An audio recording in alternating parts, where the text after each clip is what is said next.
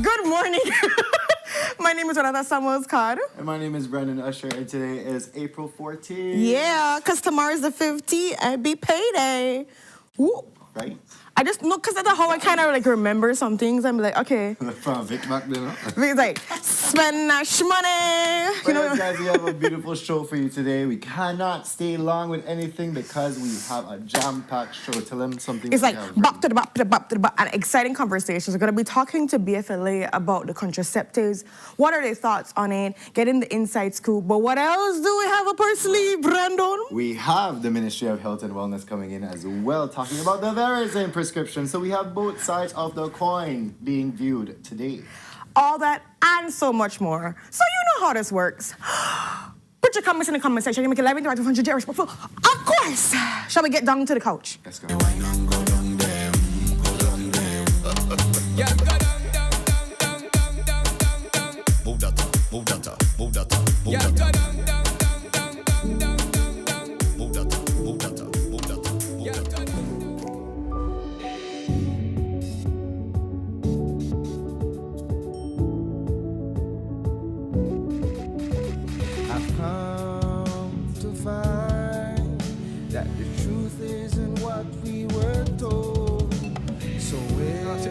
Sunup.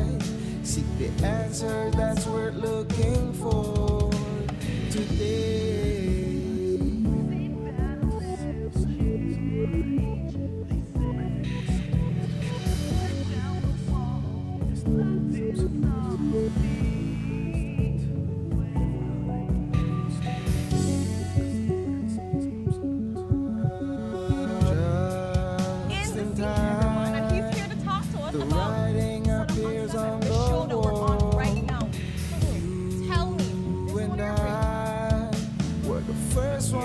And we're going to be talking about the hot shush that has been happening. The world that we see may seem that will never change. They say, but if you tear down the wall that's blinding us all, you'll see the way today.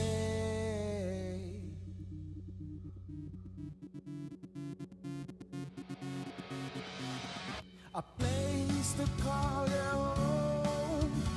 A place where you can grow Join me and we'll take flight. We'll be there at morning's light. I've got you covered on all concerns we share today. You'll discover how the world turns each day when the sun comes up.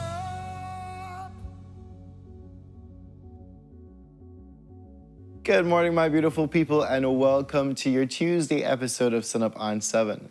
So before we bring you to the show, we have to bring you the weather and the traffic courtesy of the Belize Met Service and Smart. Good morning, Belize.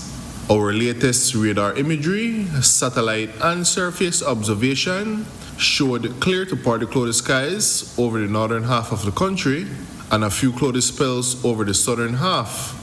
Only isolated showers was observed over the south with little to none elsewhere. A moderate east to northeasterly airflow prevails. The 24-hour forecast, sunny with a few cloudy spells today and partly cloudy skies tonight. Showers will be isolated with a few more possible over the south today. The maximum temperatures for today will reach 86 degrees Fahrenheit along the coast, 90 inland, and 78 up in the hills. The low temperatures for tonight will be around 77 degrees Fahrenheit along the coast, 68 inland, and 63 up in the hills. The winds will be from the east-northeast at 10 to 15 knots, and the sea conditions will be choppy. A high tide will occur this morning at 7:50, followed by a low tide this afternoon at 2:05, another high tide tonight at 8:13, and another low tide early tomorrow morning at 2:26. The sun will set this evening at 6:08 and will rise early tomorrow morning at 5:36. The moon will set this evening at 3:39 and will rise early tomorrow morning at 7 minutes after 4. In the fire risk forecast, the risk for forest or brush fires will be moderate over the northern districts and low elsewhere. The outlook for Wednesday and Wednesday night is for generally fair weather with only isolated showers expected. For a review of our forecast and other products, please visit our website at nms.gov.bz. Our next forecast comes out at 12 p.m. this afternoon. With that, we end this morning's forecast from the Belize National Met Service. That's the weather. I just have to laugh at some of these comments. Y'all, they're on this morning. Taffy, what's going on, man? That's Officer Taffy to you. Officer Taffy? Yes. Officer Taffy? Holder of the law. Tough. No, it's Officer Taffy. Get it right. Officer Tough. Get it right, Renata. Yeah, all right. This is why I prefer Detective Makuti, who's always reporting for duty. That's with all that right. little booty. That's all right. We're partners in the law enforcement. Because somebody might switch up, you get all serious, like, ooh, I'm an officer. Okay. So you may part of the boss too? Oh my God. That was customs, miss. That was customs. But remember, it was joint forces, so Yeah, it but was no, that all was of this is the customs. first time that we had It was such like customs that a busted that thing. big partnership where like everybody was coming together. That's why we were able to secure not just the plane, but the pilot, but the fuel, but all of these things the in one. Belizeans, the Mexicans. Everything may come in, friend, and then after that it just burned. Anyways, but we took pictures. It's fine. Sorry. You know what? How are you doing, Officer Taffy? I'm doing good this morning. My energy level is at like a 7, but it's booting up. Okay, that's good. We're here for that. You know, long You nights. sound a little stuffy. No, I'm Okay. good. I'm good. Okay, because I don't know. Just cause my voice deep. Yeah, you're not normally deep, friend. I'm a growing boy. He's on puberty now. Well, how are you doing? I am doing good. I got sufficient sleep. I wasn't feeling that well yesterday, but I'm feeling better with some sleep and some hydration salts and all these good stuff to make you feel like sometimes your body just kind of feel a little down. And then you have to just pick it up back and give your body, listen to your body and what your body needs, guys. So, boop. And then how are viewers in there? Because they say sometimes when I ask them how you do, I hope they feel good. Well, it looked like Eric and what's name? Shelma they go at Daniel, what is that thing that you wanted Brandon to get for me? Because I don't know what emoji we did. I did try to figure it out. I did try to zoom in. I don't understand where that. So if you go spell it out, because sometimes emojis, they're not doing the justice what we need it for do. But only the lead the couch talk, man. Make we just comment on anything and so. Because One of these days we should have done that too. Have loan comments and we just comment on the comments as the coach talks. So like whatever I want to bring up, that's gonna be the topic. That would have been interesting. That was a real powwow situation. Well, I give them a topic and then make them go off. No? Yeah, and then we just go from there. We feed off you. Guys, but we have a jam show this And we're morning, going to be so going through let's a little go bit through fast, so just bear with us because, again, we have 4 segments today. Very exciting conversations to have, and we want to make sure you have all of them. Right. So moving into our first one. So we're on the same drug bust. Recently, the plane that landed, they found it. We all know that story. The police filled in the gaps yesterday in their press conference. However, nobody still can say who burned up the vehicle with the fuel. They would not know, Brendan, because, you know, at the time when they came, took the pictures and everything, they had to leave. They extracted the vital information. They did, and they had to leave, not letting us know exactly what was the pertinent reason to be leaving, but they had to leave. When And they by left, they, we mean the customs officer that Yes. found the vehicle in the first place. And so when that the found uncustomed goods. Right. And so when the uncustomed goods were found, pictures were taken, enough documentation was taken, so we will say that. They believe it was sufficient to help to support with the evidence and everything. And then, unfortunately, just so happened when they left, that's when it just burned up. And you know what? We don't know who burned up. We just know by the time we come back, the thing be born. And it born and it done. You know, So- the thing is, Ren, with, you know, a heat wave right now, right? And you don't have fuel in our vehicle. So it will obviously ignite, you know? Cook. Yes, guys, they have been giving this run around, but they still can't give you the reasons why customs had to leave imminent. Like they had to leave. Tengo que left, right? Stop it. Ooh, I keep serious today. I keep serious today. Right, but no, so that fills in a whole thing. It still raises the suspicion, like, what really happened here? So, And that's then- what left the questions, because even with what took place with the overall situation, you know, Jules was asking, so explain to me again, how did this happen? What were, you know, the way in which they came, the customs the officers that did find, like they came, but what happened? What was the reason for leaving? And they were like, we can't explain that to you right now. Like that's not Maybe information. that time if a signal the plane as to what path for land. I don't know. You know, but what was Smoke signals, we don't know. We don't know. We don't know, but we do know that this was a very major bus, and Or let's say if you're not bunny, not done. if you're not burning it done, and then it done, honey, it whole lot done. But we're gonna keep you updated if there's any other thing. And I wanna say, you know, kudos to the commissioner for having that press conference, because we did not think it was gonna be happening, and it happened. So that was a big thing. It was, too well, in it's a itself. major thing that happened. Yeah, and it was supposed to happen. You know, when Jules talked yesterday on the beef, he was saying that at least one thing that he knew when it came to former Commissioner Chester Williams, once any kind of bus stop, even the smallest to the biggest thing, Miley by the sending Supported, yeah, pictures. of course. And they invite the people He and invite come. your press. If this thing happened 3 o'clock, you could expect your press conference happen like 6 o'clock or whatever it is. Like, give you the information, fresh, hot out of the oven. No bun.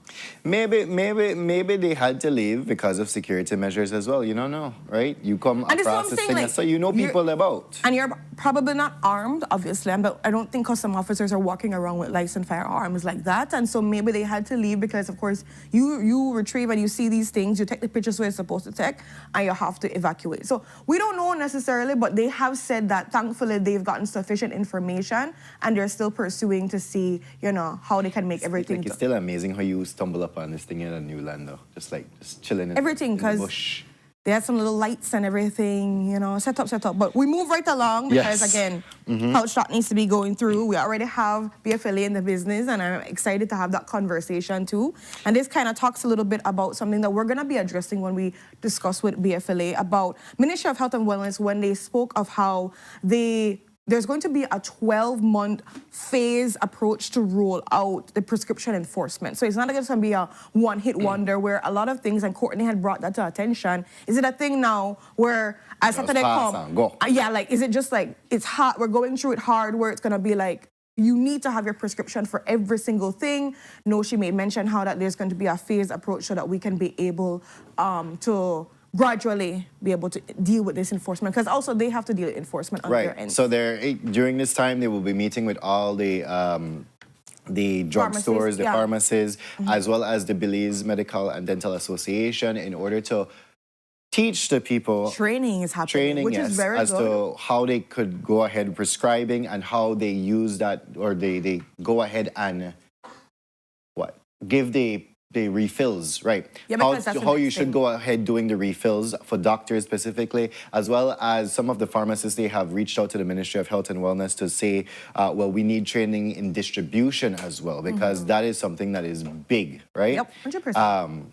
So they are looking at a 12-month approach there, and actually from yesterday, they were talking about, yes, they're going to meet some of the pharmacists now in order to actually begin this whole training. Now, a 12-month approach to this, they're saying that, yes, you could have refills for a certain amount of time, or, I mean, from anywhere between, I guess, 2, 3 months, 6 months, 12 months. It depends really on the refill, because sometimes you would have up to 3 months, and then they had made a statement that said it could go up to 12 months. So it really depends. And I think all of this is information that should be brought with the rollout stage, that the public should understand which prescription medication can have a larger time span for refills, so that they can understand, okay, if I go for this one time, I can have it for this amount of time, and then they can be able to check it off. Because your prescription, you can use that several times depending on if you can't get all your refills one time, right? And, you know, I think, I'm not trying to remember who made the comment, but we also have to take into consideration a prescription can stay for 12 months, but I mean, everybody can afford to buy 12 months one lick. So all of these things to take into consideration. And so we're going to keep you guys updated. We do also have a conversation later on today with Dr. Melfidias. And so we're going to be able to see more exactly on that state. So we move on. Yeah, so moving on into our third topic this morning. And, well, we have to celebrate Mr. Paul Lopez II, who is a Belizean who actually became a U.S. fighter pilot in the Air Force, the U.S. Air Force, flying one of the most capable and stealthiest jets, the F-22 Raptor. Crazy and word. He's coming from the humble hometown of Dangriga. Big up Dangriga. Any Dangriga people in the house. So his parents are from there. He grew up in Dangriga for a little while before returning back to the States. And he says as a child, he would see near the Air Force base, or the air base, that these fighter jets would just be flying around. They would be flying in formation. And that is what sparked his dream of becoming a pilot, specifically a U.S. fighter pilot. And he has served for so long. He has retired now, guys, but he is still flying with Delta Airlines now. And he made a trip to Belize yesterday where the news caught up with him to ask him about his humble beginnings. But it's so heartwarming to see that, because, you know, I just remembered the story that my cousin had, because my cousin is a pilot too. And he said that he would just go by the airports and just watch the planes take off, and that was how he developed his love for that, right? In his words, he says, imagine this huge mechanical thing just in the air, defies physics completely, but it's in the air and it's going, right? So that sparked his love for that. Similar to what he said, and he gave some words of advice there. He said, you must remain Humble. I don't know where to go up to there. Humble, patient, and something else. There were 3 words that he used, and approachable. Approachable. In you have order to have to measurable goals also. I think that was some advice for persons out there, where it's like, he said, you set your goal and then you work towards it, and you make sure you have measurable goals, because you can achieve anything you put your mind to, but you have to be working towards it, because you don't want it to just be something of just a dream and not something that you can attain. And he says everything that, you know, he has and all the dreams that he was able to accomplish, like, he put it up as this is what I want to attain, and then I put goals on how I can be able to attain these things, and they have to be timely measurable, they have to make sense, they have to be applicable. So he was able to map it out. So I think that's very strong advice for any person, for any dream out there, and we really want to big him up for taking the time to give us that interview, and Definitely. congratulate him for representing Belize and, you know, for doing what he's doing, showing that, you know, hey, you put your mind to something, no matter where you come from, no matter anything at all, you can be able to accomplish great things. Right, definitely. Moving on into our fourth topic this morning, and well, a huge win for the DPP because the CCJ has reinstated manslaughter convictions for 2 police officers. Now, we know that this is the police officer Halit King as well as Leonard Nunes. They were involved with the unfortunate passing of Hilbert Sutts, who died in police custody. And so they eventually, in the first instance in the High Court, they were ruled that yes, they had committed manslaughter. And so they appealed that because it was unsafe, because they were alleging that the pictures that were used were more prejudicial than anything. They went to the Court of Appeal. They won that appeal, and they further appealed, or the DPP further appealed to the CCJ, where the CCJ, first off, there were 2 grounds that the conviction was unsafe because they had to prove that they were trying to kill. intending to cause harm that will eventually result in a manslaughter, as well as the photos as well. At the CCJ, the respondent or the defense attorney for these guys conceded to the fact that, okay, well, you know what, this ground was ruled wrongly by the Court of Appeal, but on the grounds of the photos itself, the CCJ focused on that, and the CCJ eventually ruled that no, the photos were all evidence. The jury could have gone and made their inference from those photos. So you know what? Yes, we are reinstating back that you 2 have committed manslaughter and remitted it back to the Court of Appeal for an adequate sentencing time. We know that they only got 9 months in the first instance, but now they are appealing for a greater period for these men. So yes, we have to stay tuned to this, but yes, they have been convicted of manslaughter. And the evidence is valid. Yes. And is very much important in this overall case. So we're going to keep you updated on how that sentencing goes and what takes place afterwards. Moving on to our last coach topic. And yes, guys, I know we're a breeze tree, but again, we have 4 dynamic conversations to dive into. I know people are talking about the Cycling Federation. They're actually going to be into, so we get to have a conversation about that. So hold your horses or hold your bikes. We're going to be... And open your ears, Claudia, you know. Stop choose violence. But moving on into our fifth one, the opposition mounting to Dr. Carla Barnett. So we have been reporting on this from the minute it came out, and the Prime Minister of Trinidad and Tobago, Kamala Persad Bissessar, she has been opposing to this reappointment since it has come out. Now, we know that the reappointment is supposed to actually take place in August of this year, but she done the raise hell. So what is really happening? Well, we have the chairman of CARICOM himself, Dr. Terence Drews, who issued a long statement complete with receipts, guys, complete with all the, you know, all the messages that were sent, all the emails, everything like that, explaining the whole story. And that was put out on, I believe it was Friday. And by Saturday, she was there and she done respond back and said, you know what? No, this and not that. All the messages that you were mentioning were based off the new CARICOM shirt, right? That everybody's supposed to wear and everybody's supposed to be proud of. And nothing was there being talked about the reappointment of Dr. Carla Barnett. So what are you talking about? Like, and then she goes ahead and issues the actual time, the date, the exact message that was sent. That it was only government heads of government only, so that contradicts CARICOM's position that foreign ministers could have attended in lieu of the heads of government. That's why Minister this argues what they were saying when it comes to their ministers and who could be able to attend. She also made mention that there is secrecy and a flawed transparency taking place, specifically with everything that he's posting, that how it suggests like they were trying to exclude them from the facilitation process of the overall appointment that's taking place.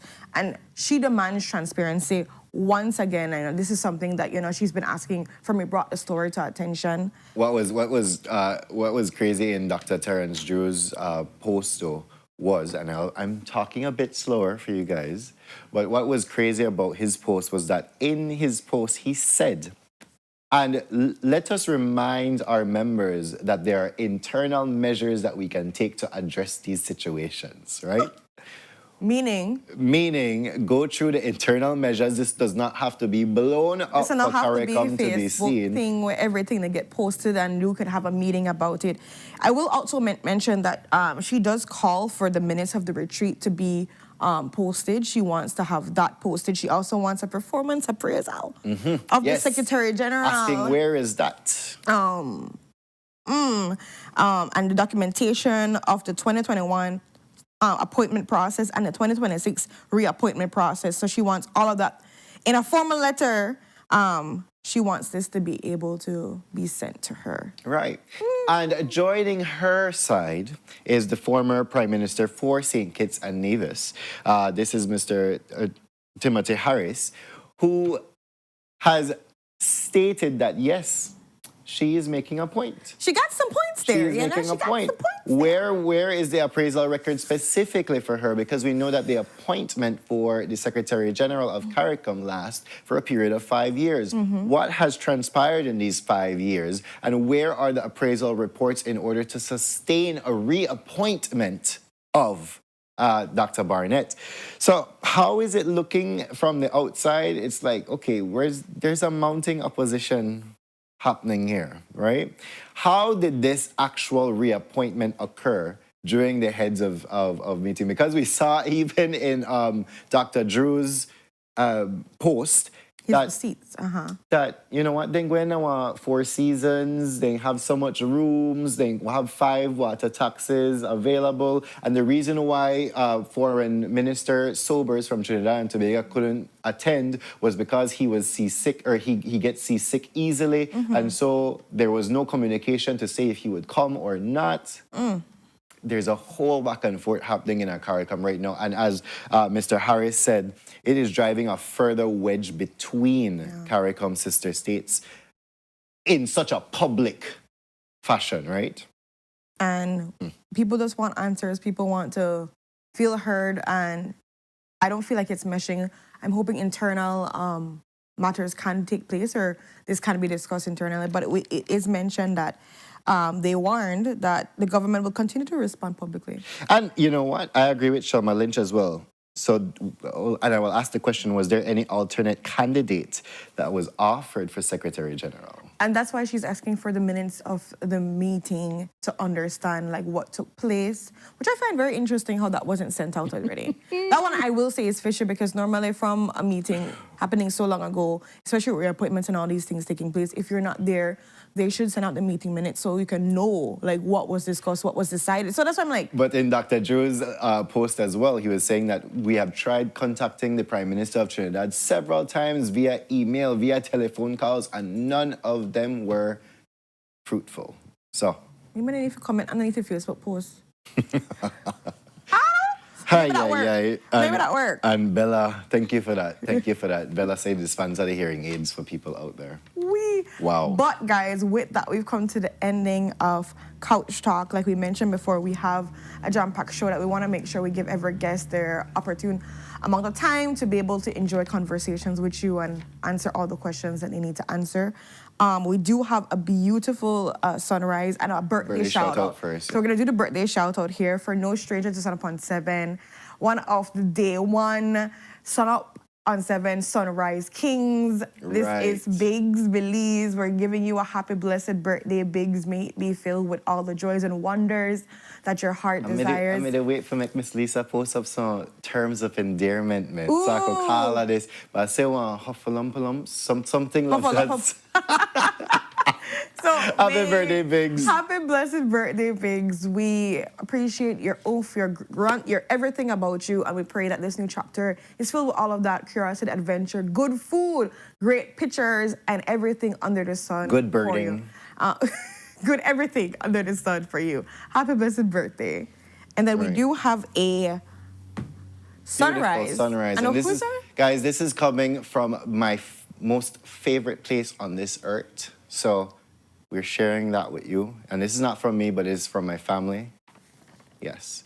This is coming in from Glover's Reef. Ooh. Right. And this is Southwest Key. Look at that come true. It's the Ashes. And I'm thinking that maybe this would have been the day of the fishing tournament that I missed. Oh, that you missed. That I missed, and I was told by my cousin yesterday that because I missed it, my specific boat lost the tournament, which I I'm agree. sure that's the but- reason. It wasn't gonna lose without him being there. You see? Yeah. But with that, guys, we're gonna go to our first commercial break, and when we dive in back, we're gonna be talking about the STEMU Belize Foundation. We're gonna be also talking about BFLA. We talked to the Cycling Federation, and of course, Ministry of Health and Wellness. So dynamic conversation. Stay tuned to all. We'll be right back.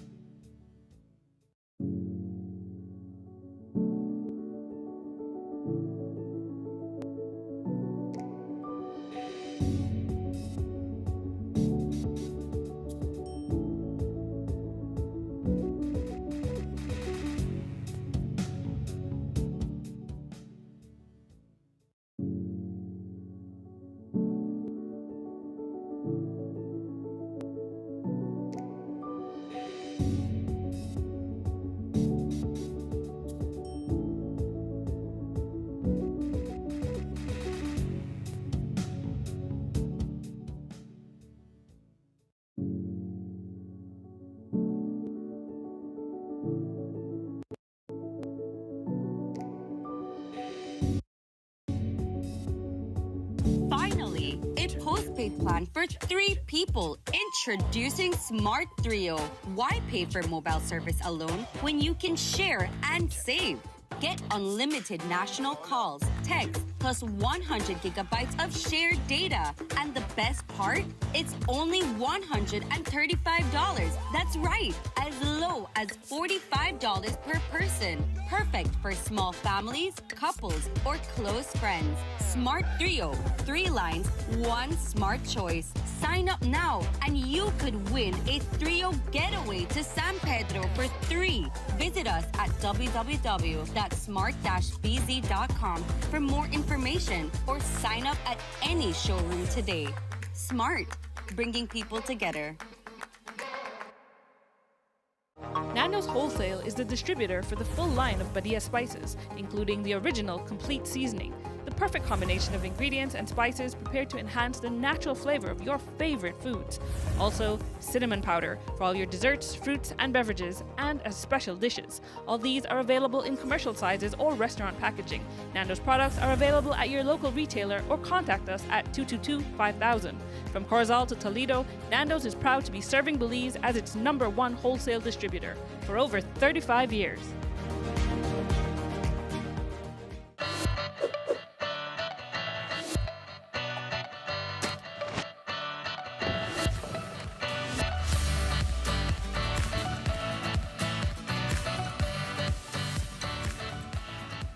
What happens when one person decides to make a change?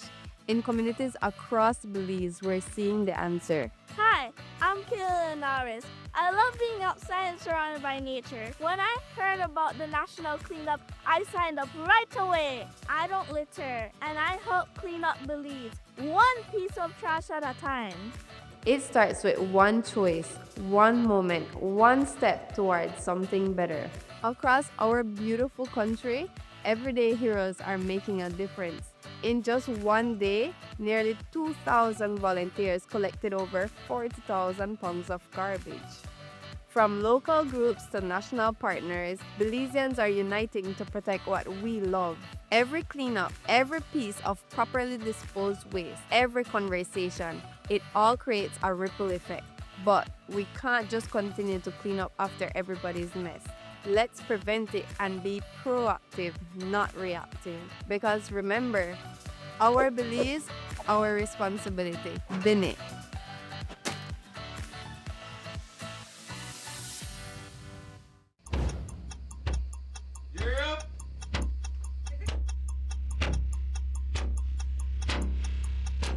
These charter mints aren't from We're an navigating along the coastline. This morning, the 2023 in the Good evening. Good evening. I'm Sheree Kelso, and here's what's ahead for you on 7 News tonight. We've got details of these and other stories in our newscast for tonight. Good evening. With your news, I'm in Dirk Craft. Belize, you're watching the Nation Station, Channel 7.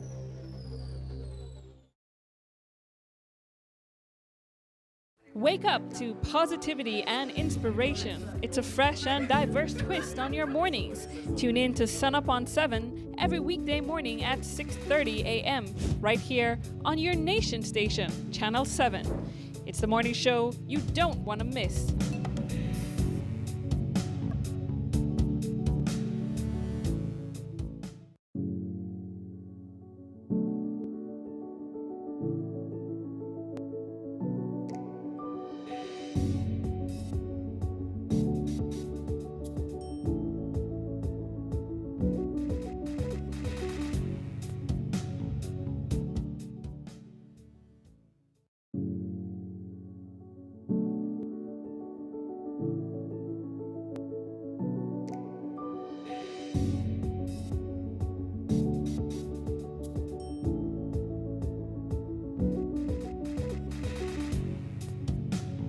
Good morning, my beautiful people, and welcome back to Sunup on 7. I am bringing down the miles per hour on my voice so that you guys can actually partake.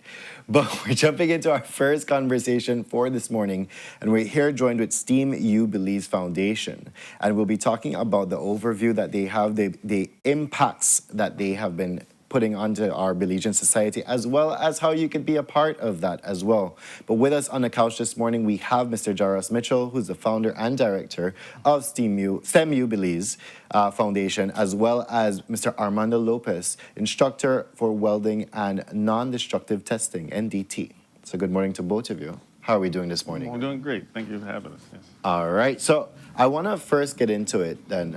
For our audience members out there, what exactly is STEM U Foundation, and how did you guys come about? STEM U Foundation was started in April 2023, and it was an initiative that we started in the U.S. It's a nonprofit in the U.S.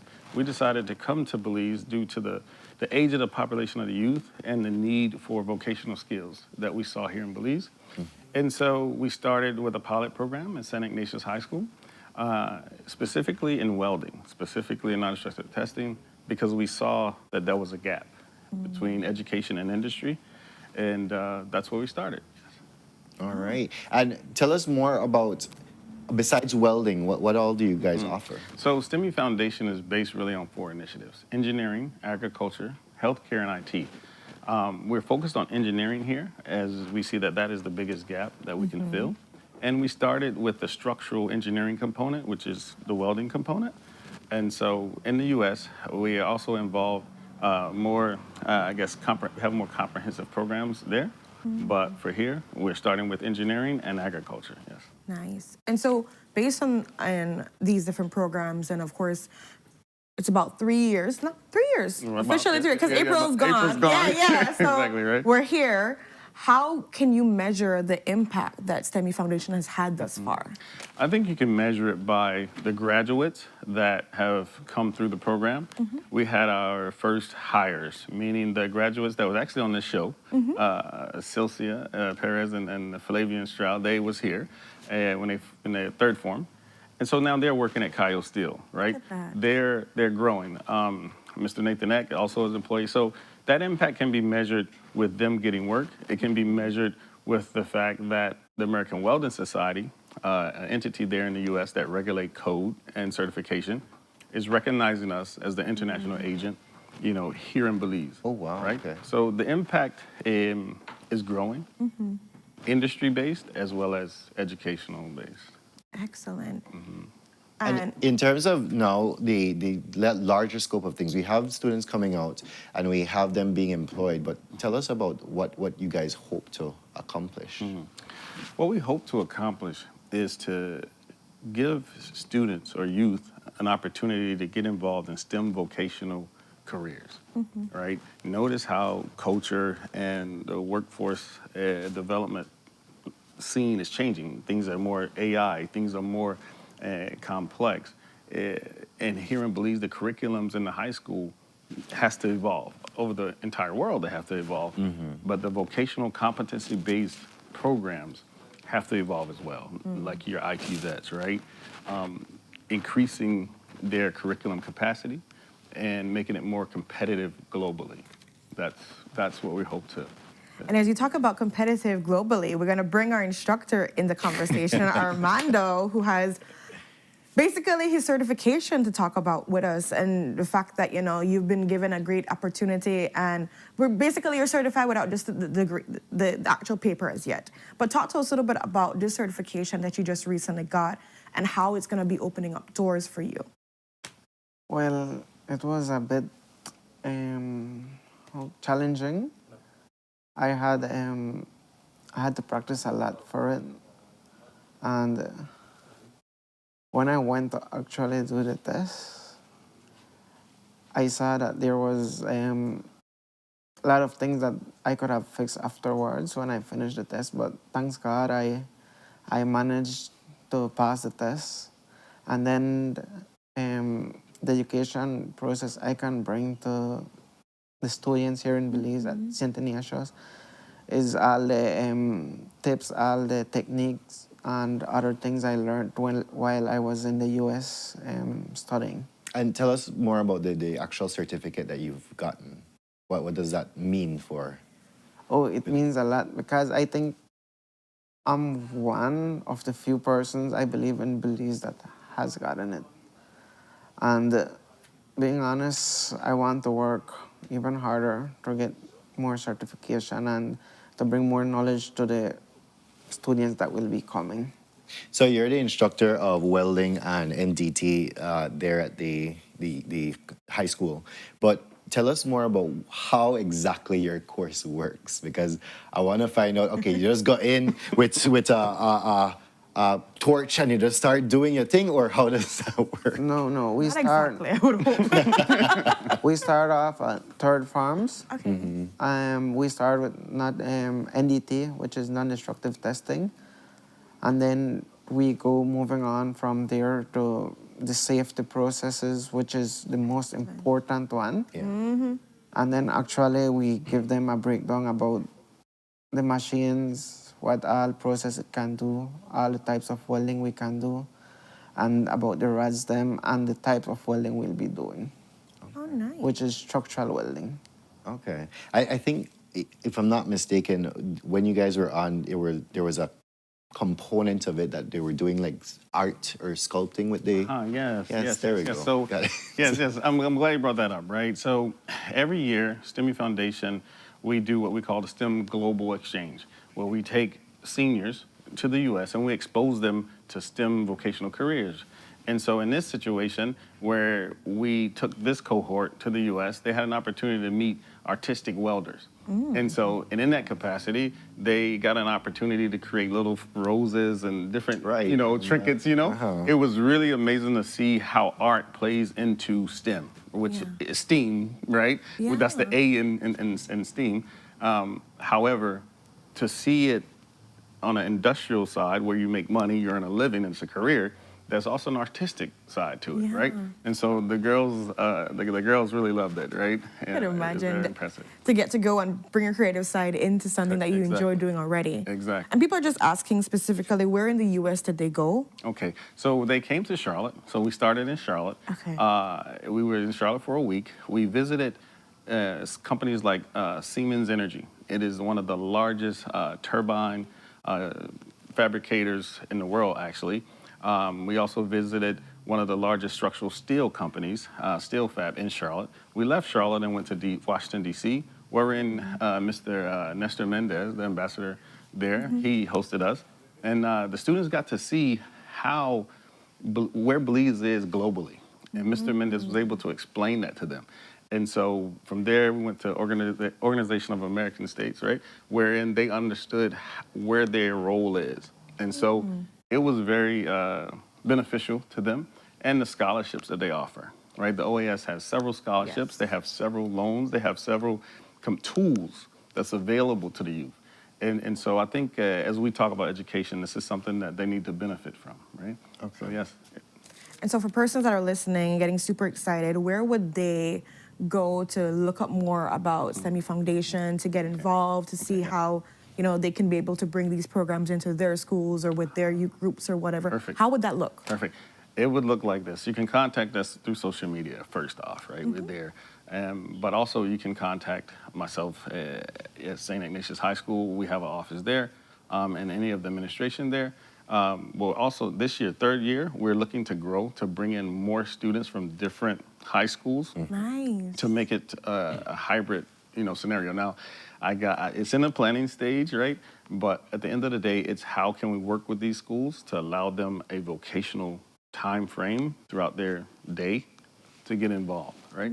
So we're definitely working through that, and hopefully in August we'll roll it out. Ooh, nice. We'd love to be able to have another conversation on that too, to see the rollout, to see the happy students are going to get a great opportunity to, have a great instructor that knows and is certified and qualified and all these great things. But again, it opens up doors for our Belizeans to build their capacity and see beyond, what they might think is available for them. Exactly. And I'd like to speak to the point of the industry, right? You have programs projects coming in Belize, like the new bridge that they propose, right? Right. I think there's a port that they're proposing in years to come. Well, that employment capacity, that labor skills it's very important. And so at STEMI Foundation, we're looking to be that subject matter expert to help grow that capacity from a STEM vocational perspective, meaning, skilled welders, right? And also like other, skills that allow STEM to be inside of that curriculum to grow that labor force. Oh, wow. I never thought about that. And you're growing that labor force, like you said, in order to facilitate process or infrastructure, and necessary infrastructure like this. Exactly. Look at that work. Because you have to think about the bigger picture. Yes. The larger scope of things, of not just what happens now, but then later on, how do we pour into Belize? How can we equip our students, our young people that will go into the world of work and be able to not have to outsource, but we have it right at home. Exactly. We have the expertise right at home. So I'm liking that idea that our young people can get fully equipped, capable, and ready to do all they need to do to build our economy. Definitely. So thank you so much, gentlemen, for being here. As we're wrapping up, I'm going to give our instructor the chance to close off with any message to our young people that we know that there's going to be a part where hopefully in August everything pans out the way we want, that we're going to have more students coming in and we can be able to see them be able to be impacted by your knowledge. Invite them or remind them why it's so important to be a part of STEM Youth Foundation. I just want to say that if you want to be in the industry of welding, I believe we are one of the most capable one to give you that knowledge and give you even further. Like Mr. Jairo said, that we will be growing along with the American Welding Society, and it will be very, very great for them. It will be something that they could use worldwide. Right. And in the case, you can be worldwide too, but he chooses to come back here and give back to Belize, guys. So amazing work, guys. Again, thank you guys so much for joining us here on the couch. And we look forward to having you back. Yes, for the good news about the expansion. 3 years in and you guys are doing so much great work. This is what we're looking for. These are the kind of programs people need to get behind and support and expand and roll out to the entire country so that we can be able to touch all our young people that want to be a part of something greater. Yes, ma'am. So with that, we're going to go to our next commercial break and we'll be right back. Stay tuned.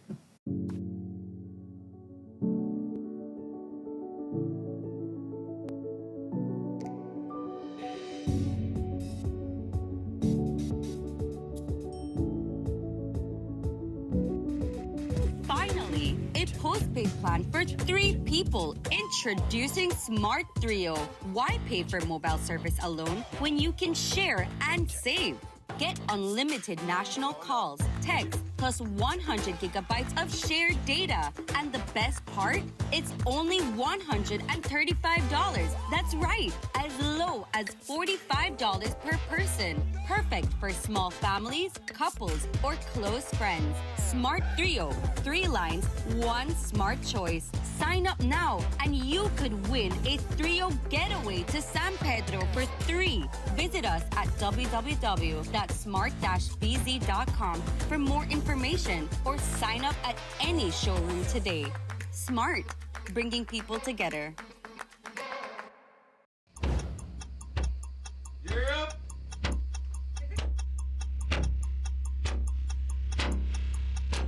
These charter mints aren't We're navigating along the coastline. This morning, the 2023 in the Good evening. Good evening. I'm Shiri Kalsil, and here's what's ahead for you on 7 News Tonight. We've got details of these and other stories in our newscast for tonight. Good evening. With your news, I'm Indira Craft. Belize, you're watching the Nation Station, Channel 7.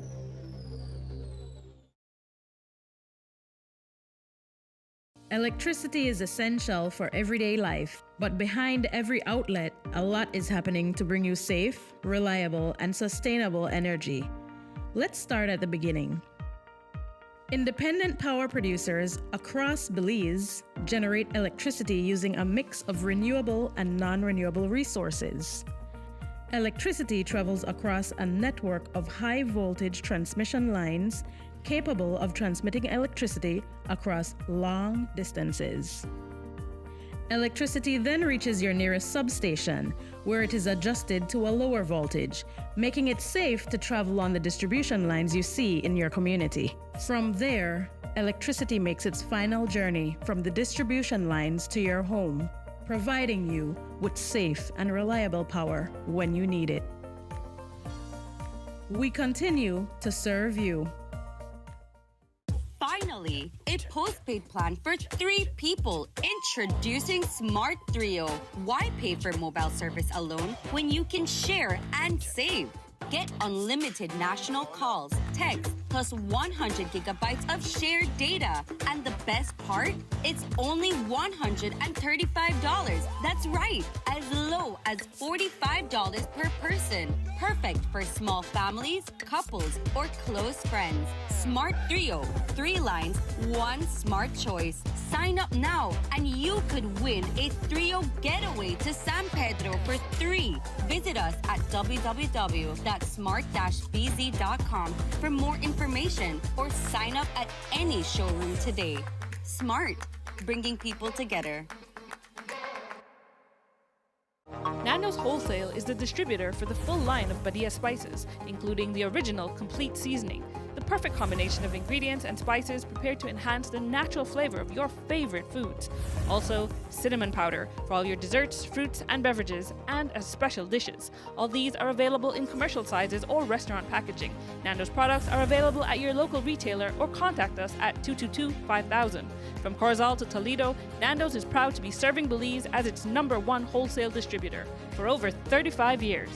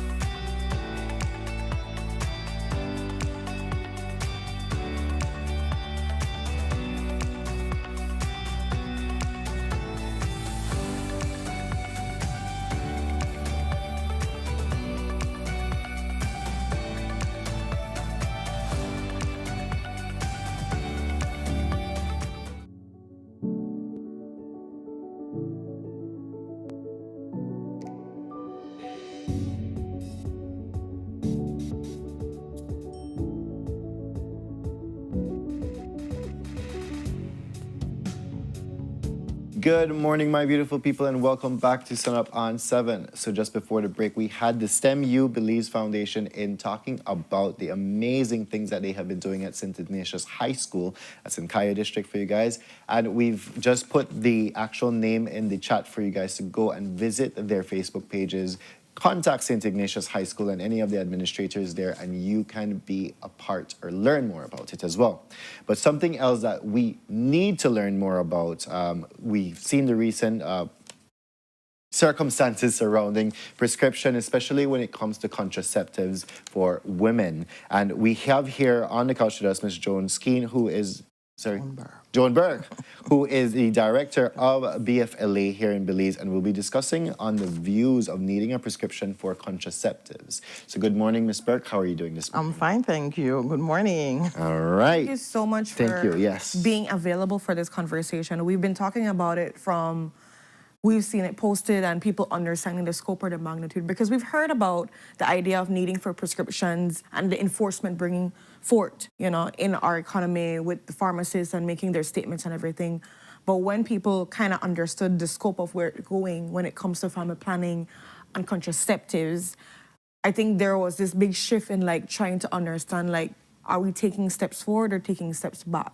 And for BFLA that has done so much work in the community and know the stories and know the realities, I really want us to touch base on that so people could understand that scope of what is the reality for a person now, or in your mind foreseeing, that has to now get prescription for a birth control. And we can go first from urban and then we can go into rural areas. But for the persons in urban areas, can I look at that and see, like, from your perspective, what are the barriers now that this can cause in our economy? Okay, thanks so much and good morning. I look at the realities, right?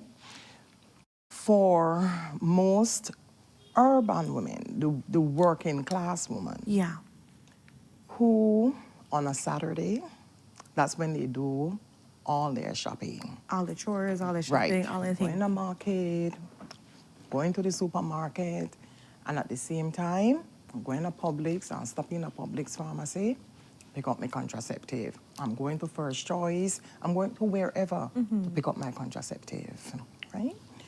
Now, if a prescription now is needed, then it means that woman has to take time off from her 8 to 5. If you get it. If you get it, right? During the day or during the week, to then make that purchase on a Saturday. Most public clinics aren't open on a Saturday. The other thing is that we are already short of physicians. Are we going to utilize the time? Sometimes our physicians don't even have time to deal with the others more serious conditions. The patient who is about to have a stroke, sometimes you find long waiting time at the clinics to be seen by a GP. And so here I am, will sit just for a doctor to write a prescription for me. So I will take a half day from work to go and get my prescription. So then maybe on Saturday, I can buy my contraceptive. Right? So much things happening in between there, right? Yeah. Exactly. So, and I think Courtney was the one that made mention or said the example that I think you shared with her, where a normal $10 contraceptive now will cost more money because we're factoring, we drive to the doctor, we have to wait in at a time, and you know time the money too. Exactly. So let's start there, right? Right. Time the money, then consultation if I have to go to the private, then you have to buy. So all the way, your normal $10, maybe $15, whatever, depending on the one that you get. This now is a heftier cost. Exactly. For the average person. Exactly. And what I also want to bring to the attention of the public, in 2026, we still have situations where women don't have that decision. some women still need to hide to take their contraceptive.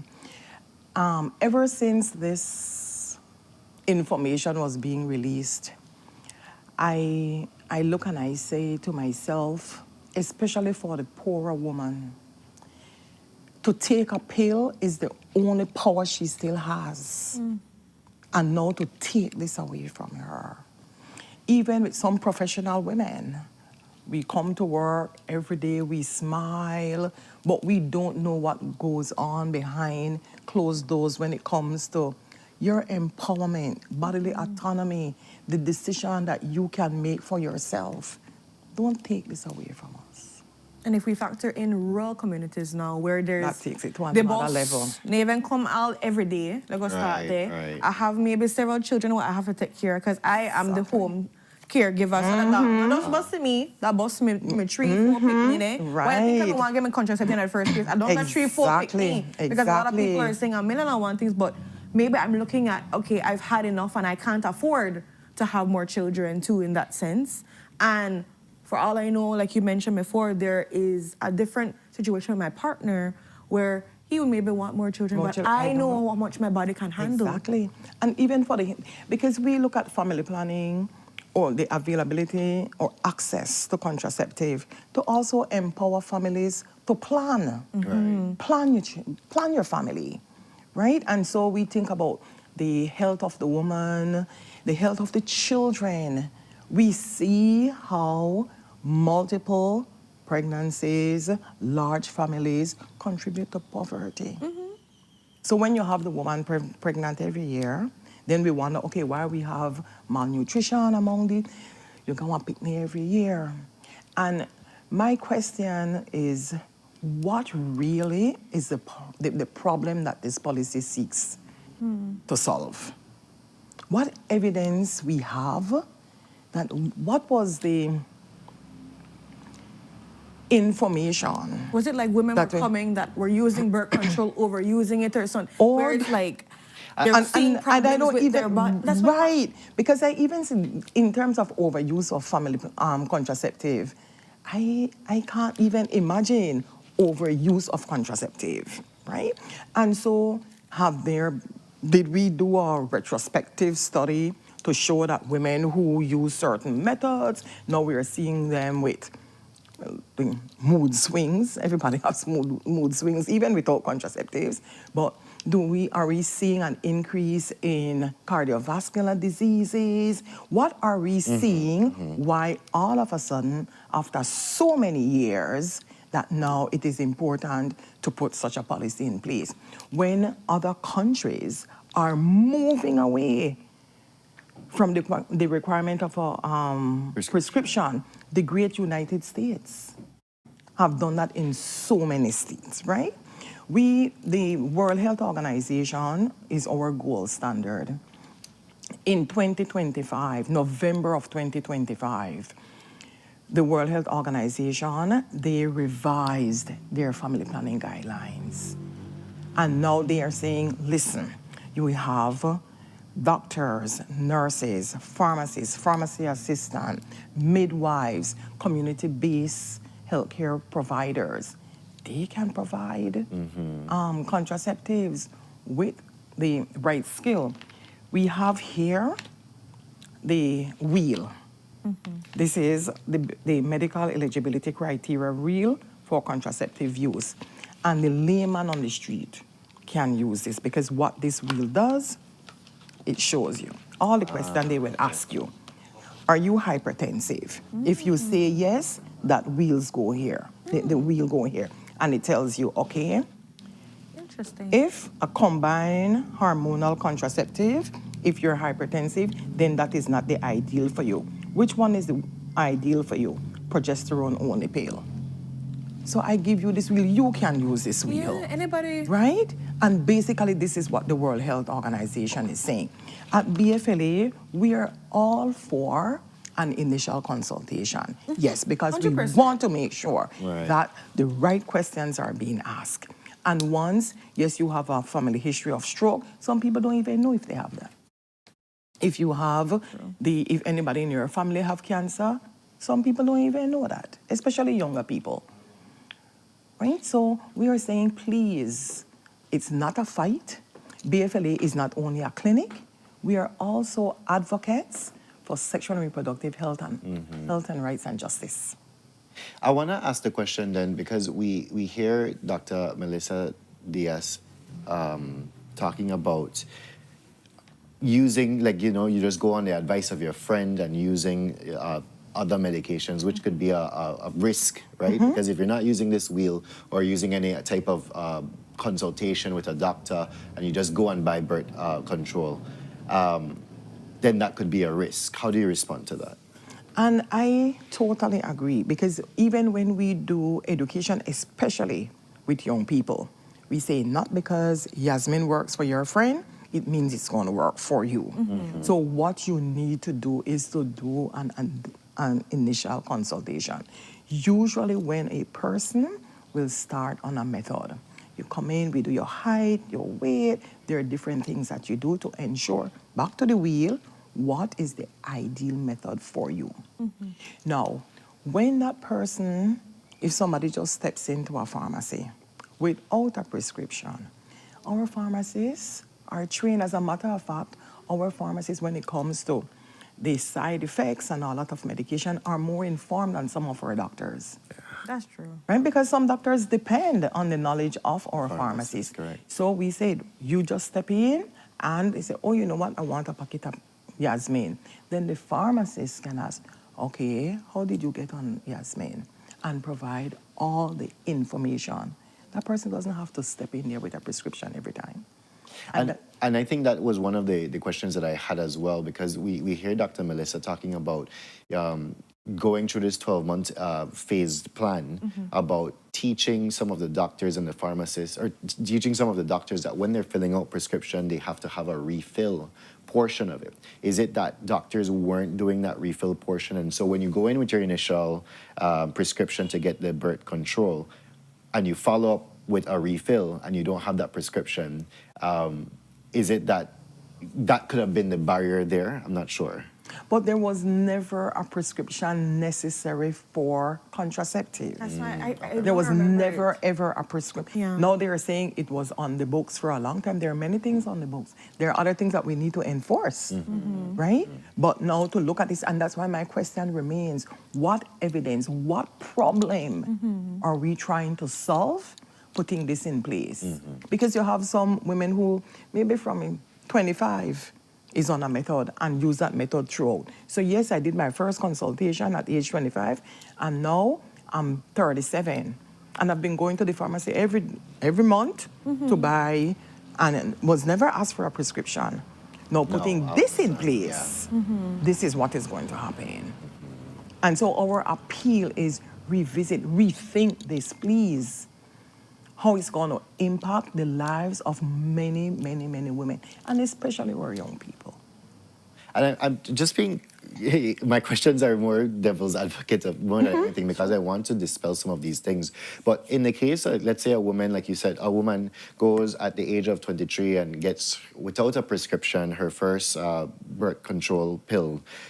We've seen from this chart, or this wheel here, that over time, that woman changes. They could become hypertensive, but they're still on this one birth control. Could that have some negative effect going forward? Because I'm not going to say, well, doctor, I don't need the prescription to do it. I'm still on this pill, but throughout changes in life, I might become hypertensive, I might become diabetic, I might become something else. How do you respond to that? Okay. Public education in terms of general health.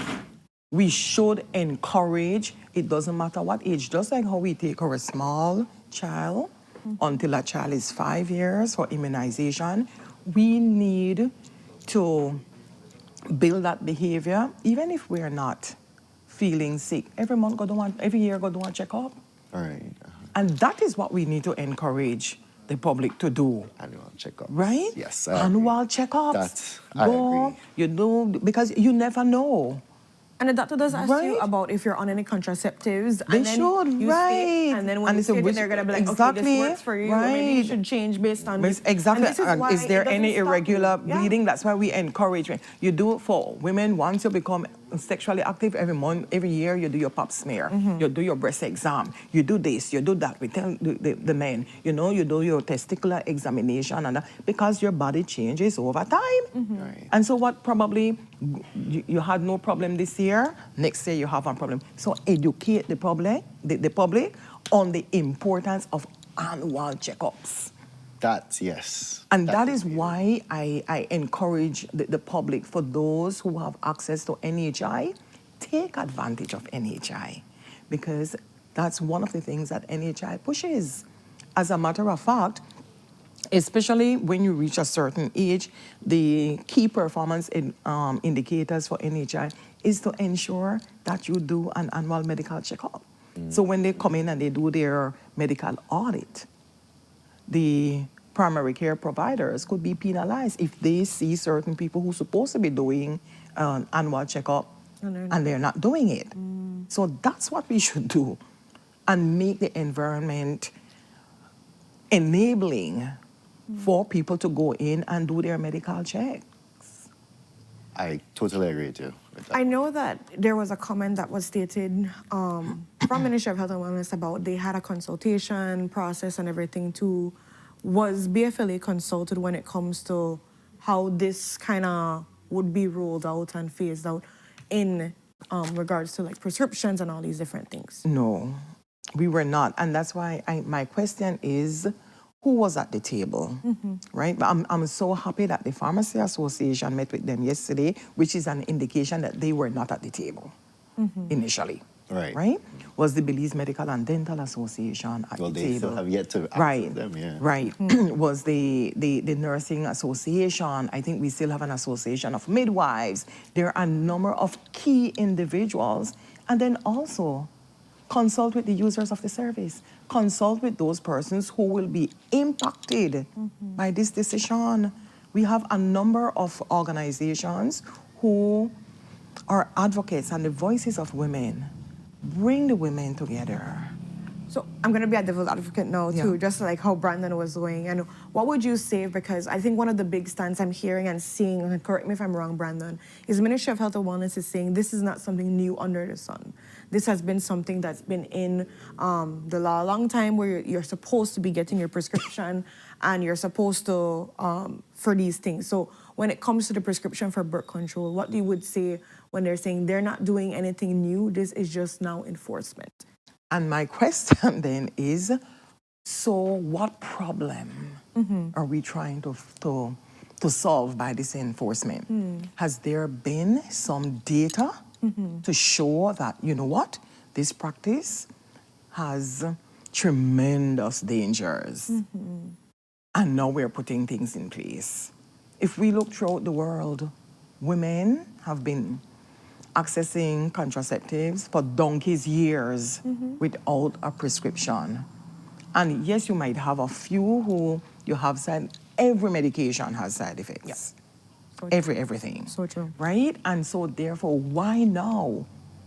What are we basing this on? Right. And it's not even, because from what I understand from the news as well and hearing her interview, was that they've gone through this revised list of medications that need the prescription. So when it came to that actual contraceptive, like you said, Ms. Joan, what was the actual reason for including it? Right. As a matter of fact, the World Health and many of our Caribbean sisters, the sister nation, they don't even use an OTC, the over the counter.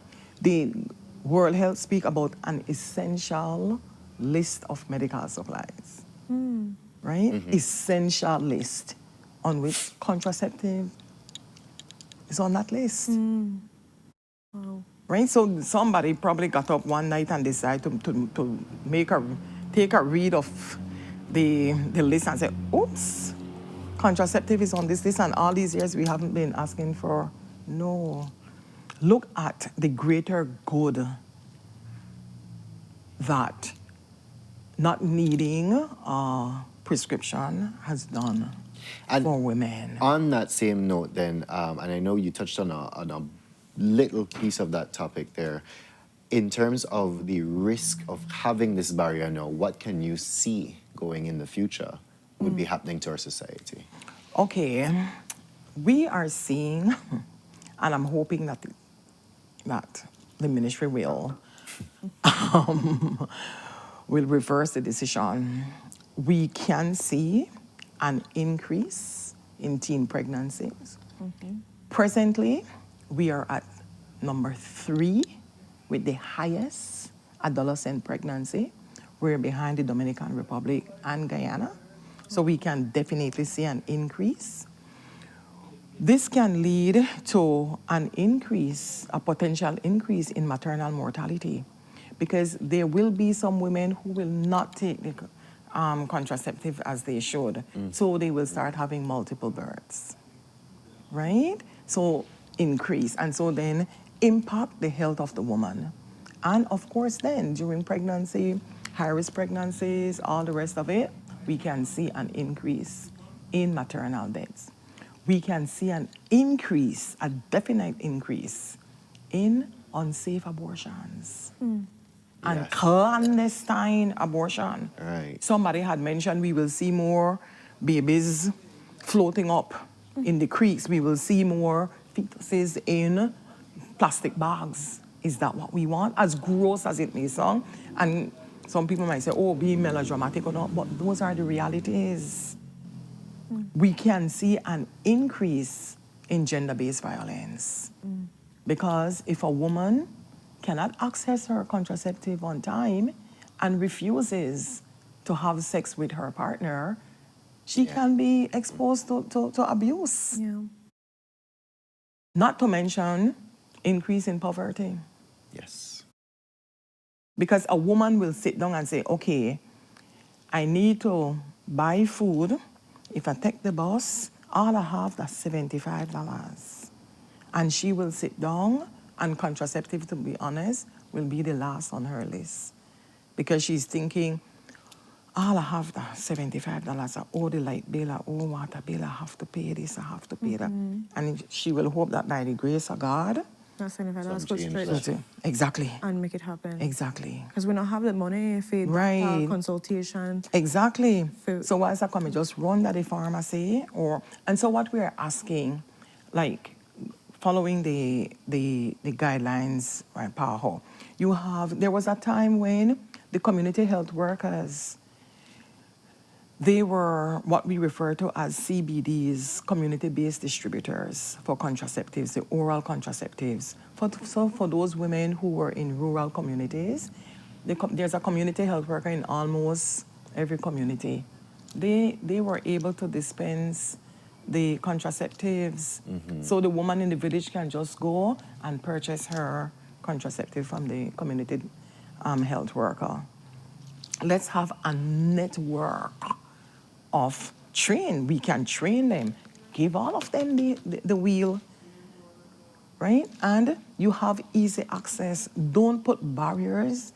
In 2025, the contraceptive unmet need for Belize was at 15%, while Latin America and the Caribbean was at 11%. This will increase. Yeah. This policy will increase the unmet need. As we're wrapping up this segment, Ms. Joan, is there any remarks you'd want to let the public understand? We're going to be talking with the Ministry of Health and Wellness later, so of course we're going to be having their side and perspective. But for the public that are hearing you, and a lot of people are agreeing and understanding where you're coming from, and talking about you're speaking the truth, is there any resounding message you'd want them to know as this change is being rolled out and they have to prepare? Yeah. I want to appeal to the public, and both men and women, young and old. This is a violation of rights. And this is not a fight with anybody in the ministry. We are asking that the public continue to speak out, and who can do their own research, you speak out from an informed point of view. look at what is happening right around us, right? And that BFLA, we will continue to be the voice. Like I said to my staff yesterday, if I'm the only person standing on the island, I will. Because I know the benefits and how it improves the lives of our women and girls by having access to affordable and high quality family planning services. So I'm appealing to the public, continue to be vocal, ask to be at the table. Any space you have, ask whatever questions that they have, and also to demand the responses that make sense, right? And I also want to appeal to other members of the cabinet and to everybody, please look at this thing more carefully. I want to recognize the Mrs. Briceño, right, as a special envoy, and also as a member of S-Clan, because I was proud of her to address her husband, because as the leader of this country, at the end of the day, he too has a voice. And he can say, you know what, yes, ministry, I hear all this, but what is the greater good in ensuring easy access and not setting barriers? Most definitely.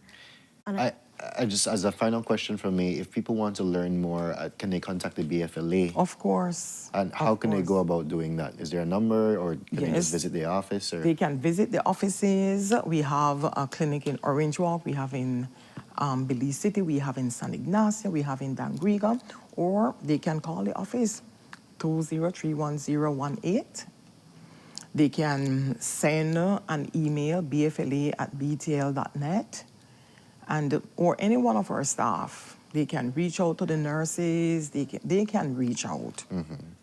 You know, and I really want to applaud all the media houses. You all have been giving us the space, and you know, you all really showing the interest with the knowledge that this can have a negative impact on the lives of women and girls. Definitely. It's Joan, thank you so everybody's much. problem, and we have to be about it and speak out. Some people are saying they don't feel like this is going to be rolling out if we speak up and if we really make our voices heard. And we thank you so much, like you said, for speaking up and continuing to speak up for those that maybe can't speak up for themselves. I will. Right. And with that, guys, we're going to go to our next commercial break. When we're back, we dive into more exciting conversations. Stay tuned.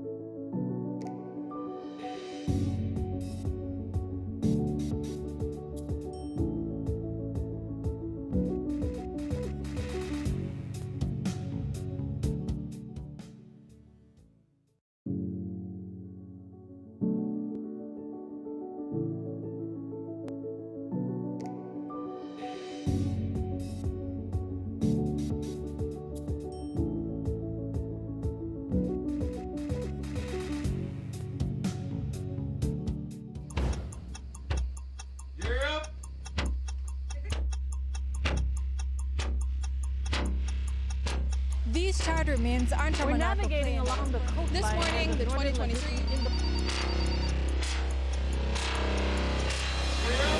Good evening. Good evening. I'm Shirley Kelso, and here's what's ahead for you on 7 News Tonight. We've got details of these and other stories in our newscast for tonight. Good evening. With your news, I'm Indra Craft. Belize, you're watching the Nation Station, Channel 7.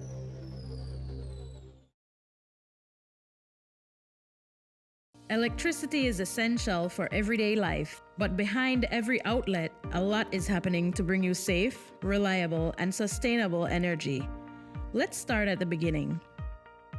Independent power producers across Belize generate electricity using a mix of renewable and non-renewable resources.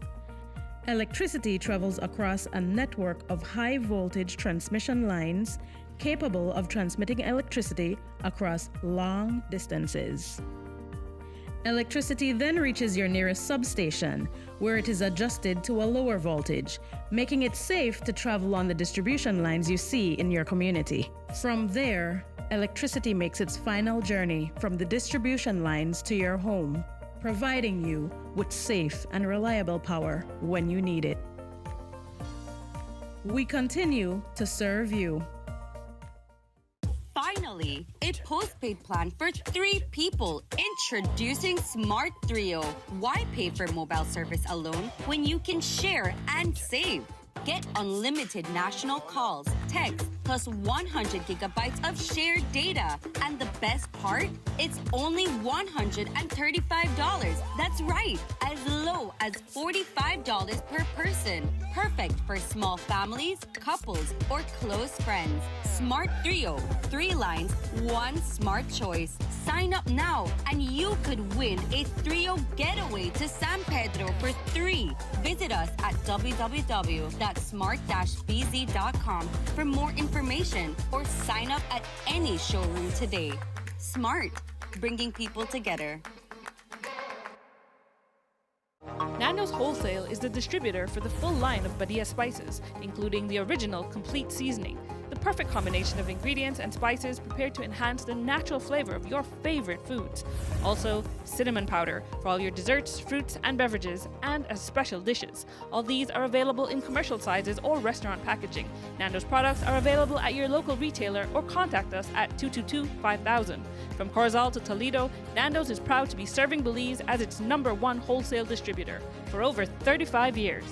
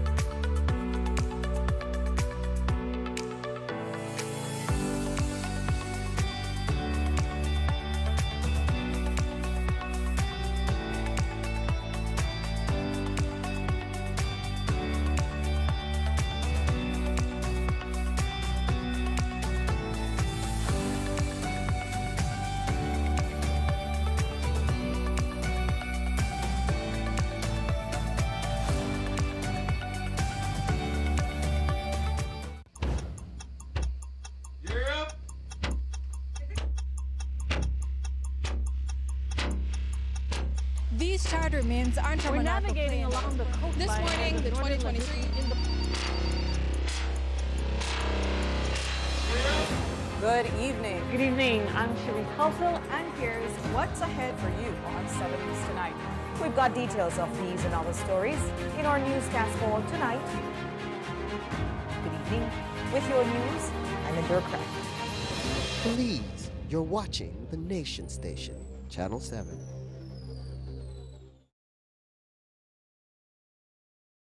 Electricity is essential for everyday life, but behind every outlet, a lot is happening to bring you safe, reliable, and sustainable energy. Let's start at the beginning.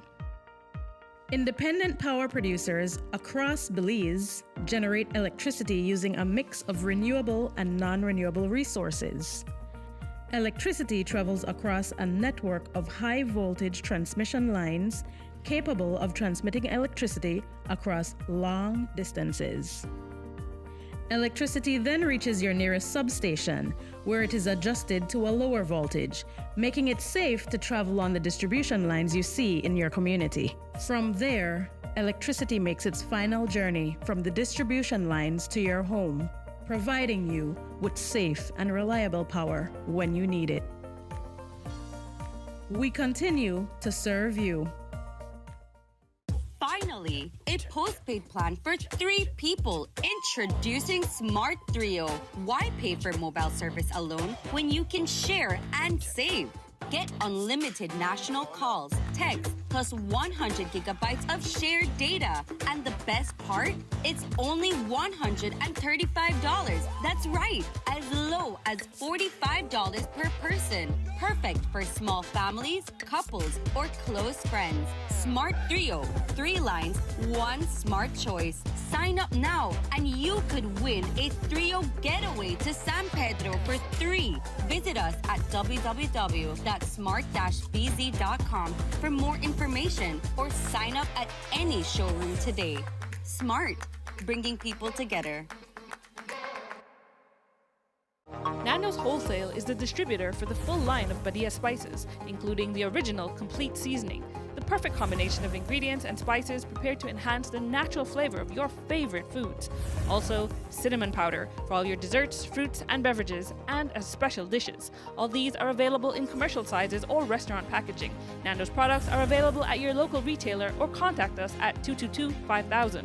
From Corozal to Toledo, Nando's is proud to be serving Belize as its #1 wholesale distributor for over 35 years.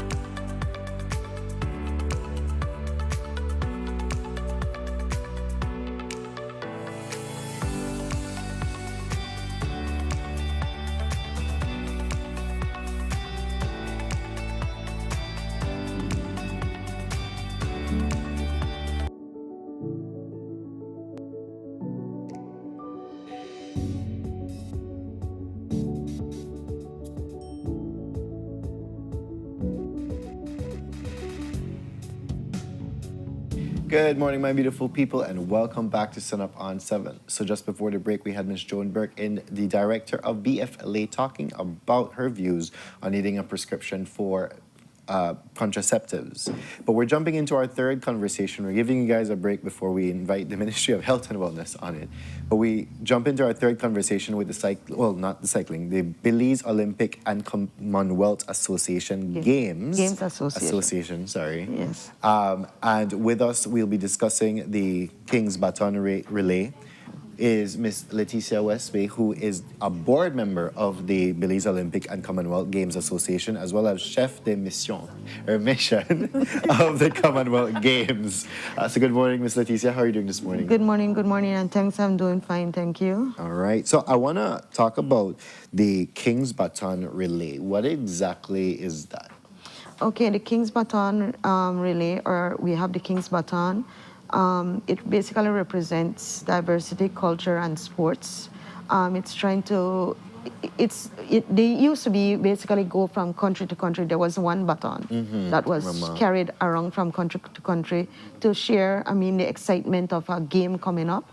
But in that portion of it, basically it's celebrating diversity, culture, and sustainable, sustainability in reference to countries, sports, environment also. So this year, or this time, we gotten a blank baton, and we solicited a local artist to basically give his idea in representing those 3 things, or celebrating our Belizean culture, diversity, and sports in that regards.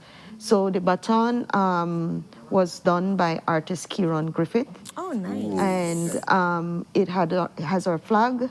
It includes our heritage site, which is the Blue Hole. And also we celebrate the Mayan, which is the origin of this land, and the Pok, which is an ancient ball game, no? So we're talking about the sports culture diversity and love that, things, yeah. no? What we celebrate or what we find important in our country. It basically, we also, in terms of the baton, we partner with the Royal Commonwealth Society, who are most into clean ocean, trying to protect the environment in terms of the clean ocean. And so what we'll be doing is, part of this relay, we're going to be doing a cleanup in Belize City on the shores here of Belize City around the Marine Parade. We're going to be inviting high school, the athletes, and many of the high schools now have environmental club. For example, St. Catherine's have the wave makers. So we're inviting the high schools on that Marine Parade or from Newtown Barracks area to the lighthouse to join us while we do a cleanup. But we'll do a run first, where we'll be running and passing on the baton among the students in terms of the student nice. athletes and the environmentalists in that regards. And then we finalize with the cleanup, and we need to do a count to show how much plastic that we collected during that time. So that's all part of it. But we sorry I put that in, but we are starting with a launch with the British High Commission up at the residence there, where we'll be doing a launch and showcasing the baton, as presenting it as it's arrived, because the first day for Belize is the 20th. So right now it's in, I think it's in Bahamas. In that regards, they're having their week of activity, and next week. So 20th That's of where it's April? going. Yes, Yeah. that's next week. Yeah. So each country gets 5 to 6 days of basically doing something within that 5 to 6 day period to do something significant to basically highlight the importance of the baton, celebrating culture diversity. No? And so we start off with the launch at the British High Commission. We're partnering with them, collaborating, and inviting high official delegates, for example, the Governor General, the Minister of Sports, the Prime Minister. These people will be invited to celebrate with us, because to show the significant, and of course, trying to share all these values, because it starts down as well as going up, right? In terms of, if it doesn't, as leaders, we have to share. Right. We have to share. We have to do the proper things, and in that regard. So That's beginning the Monday. that's on Monday. The Tuesday is the cleanup, the relay with the cleanup. And on Friday, we will be going to Yo Creek, where they do the Pok. And we will also be doing a short display of the game, because all these will be gathered and be showcased on the Commonwealth page. So it will be sharing what Belize did to celebrate the baton as it came through Belize, or passes through Belize. And all of this is in the build-up for the Commonwealth Games. It is for the build-up for the Commonwealth Games, which is from July 23rd to the August 3rd. Okay. So Belize will be represented in the Commonwealth Games in athletics, swimming. I think you guys had Davia Richardson. Yes, we did. She'll be representing Belize in swimming. And we have athletics. We have a few athletes that will be going, and cycling in that regard. Nice. So those are the 3 sports that will be participating in at the representing at the Commonwealth. We need to care Pok out there. They got good enough hips for that. But for all that you mentioned, where can people go to just like follow it along and make sure that they're, seeing the work, seeing the baton? We were showing some clips of the baton and everything. Where would they be able to go to get the information? They can go to the Belize Olympic office, or Belize Olympic and Commonwealth Games office just outside the Marion Jones Stadium. Okay. Yeah, the baton will be there that they can go and see.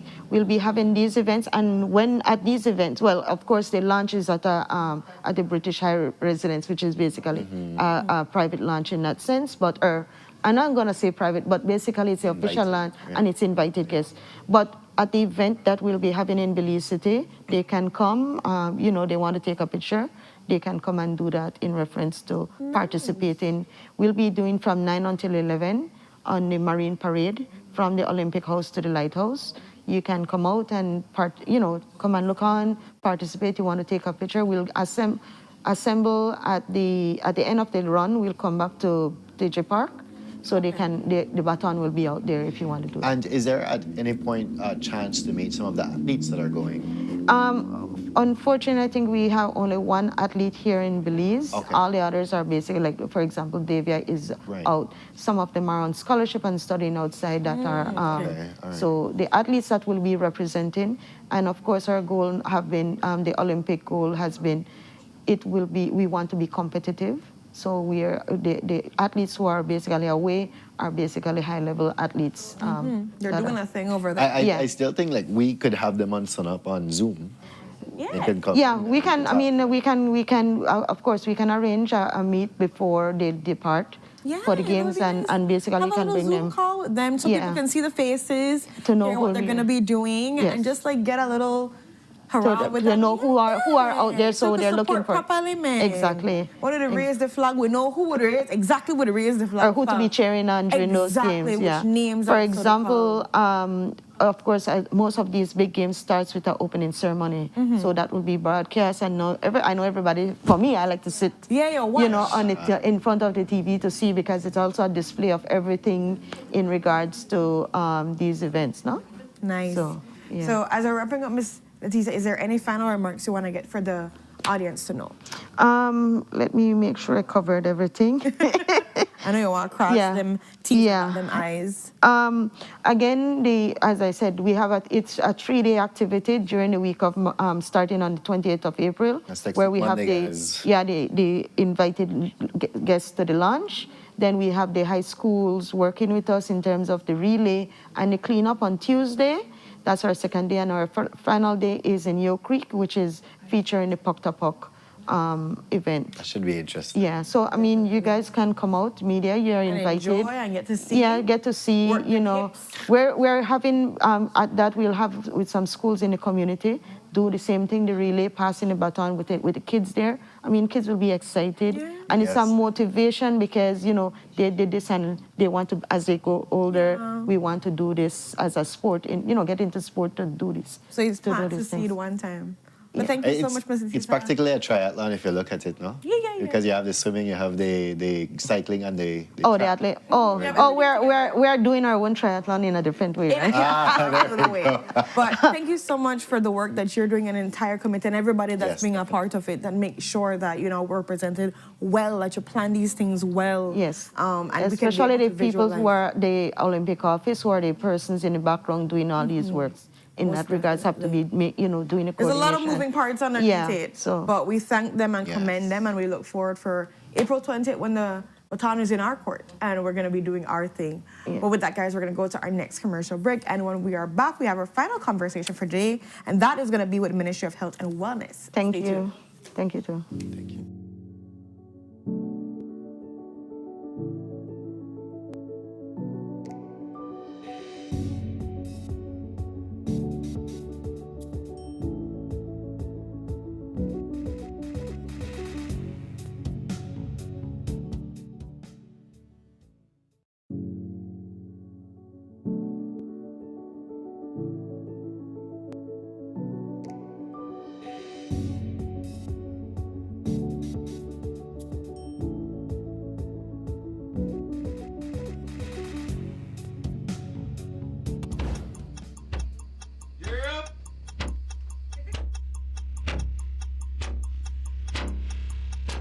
These charter mints aren't We're navigating along the coastline. This morning, the 2023 Good evening. Good evening. I'm Shirley Culsel, and here's what's ahead for you on 7 News Tonight. We've got details of these and other stories in our newscast for tonight. Good evening. With your news, I'm Adura Craft. Belize, you're watching the Nation Station, Channel 7.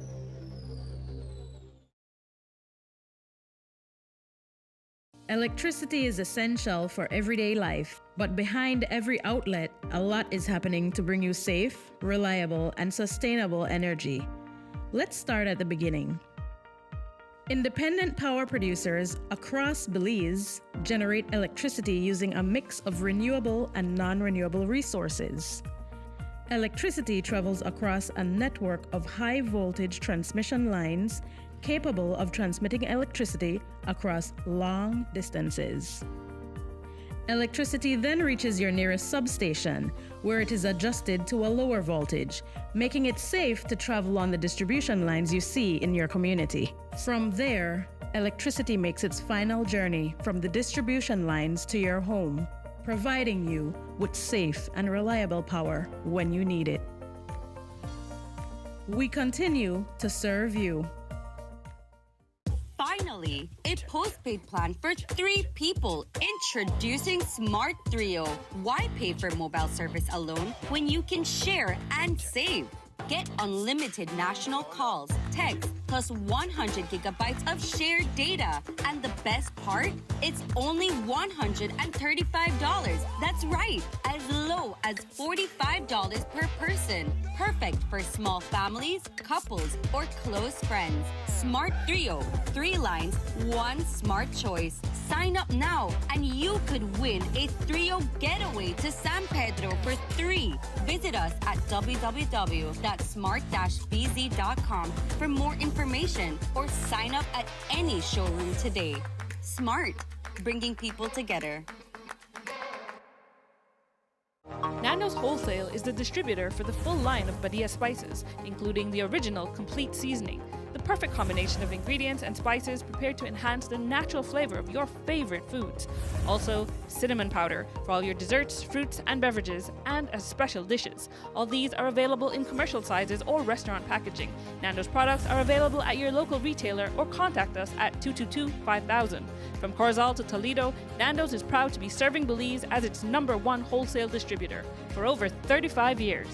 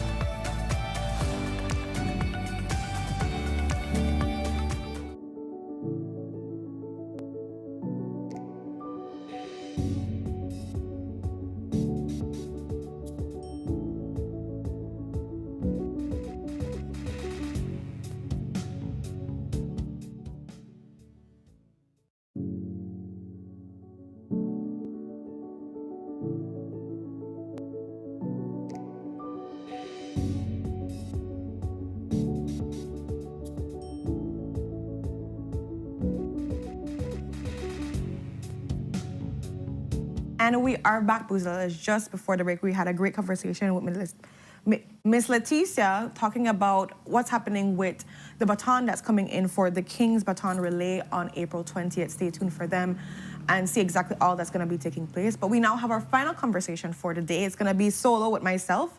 And of course, we have these lovely ladies on the couch. This is Dr. Melissa Diaz-Musa, who is the Director of Public Health and Wellness, as well as Dr. Lauren Friesen, who is the Deputy Director of Public Health and Wellness. And so we're going to be talking today about a range of different things. But of course, before we even get into the topics, good morning, ladies. How are we feeling this morning? Good morning. Feeling good, thank you. Okay, on an energy scale of 1 to 10, 10 being really high, we're happy and excited, 1 being at a struggle to get through, where are we at? Let's give it an 8. Give it an 8, okay, right? Yeah. Sounds good. Sounds good. Yes.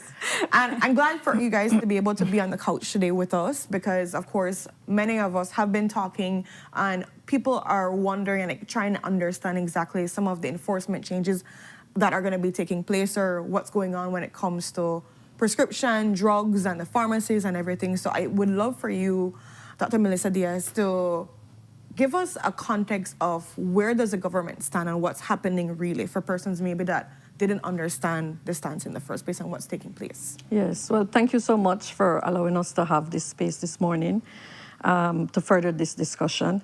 And yesterday I did a pretty long interview and we spoke a lot about these similar things. So I'll repeat some of it because I had made it really clear that in terms of the Ministry of Health and Wellness, we have no new regulations, no new laws, no new rules, nothing of that Just sort. enforcement more. Not necessarily enforcement or implementation, because these things in terms of the auditing of pharmacies in public and private, this has been done for donkey's years. It continues to be done. There's an audit tool that's used, and our drug inspectors go in, have a discussion with pharmacies and with pharmacists to help to ensure that they're actually meeting what is required from the Ministry of Health in the audit tool.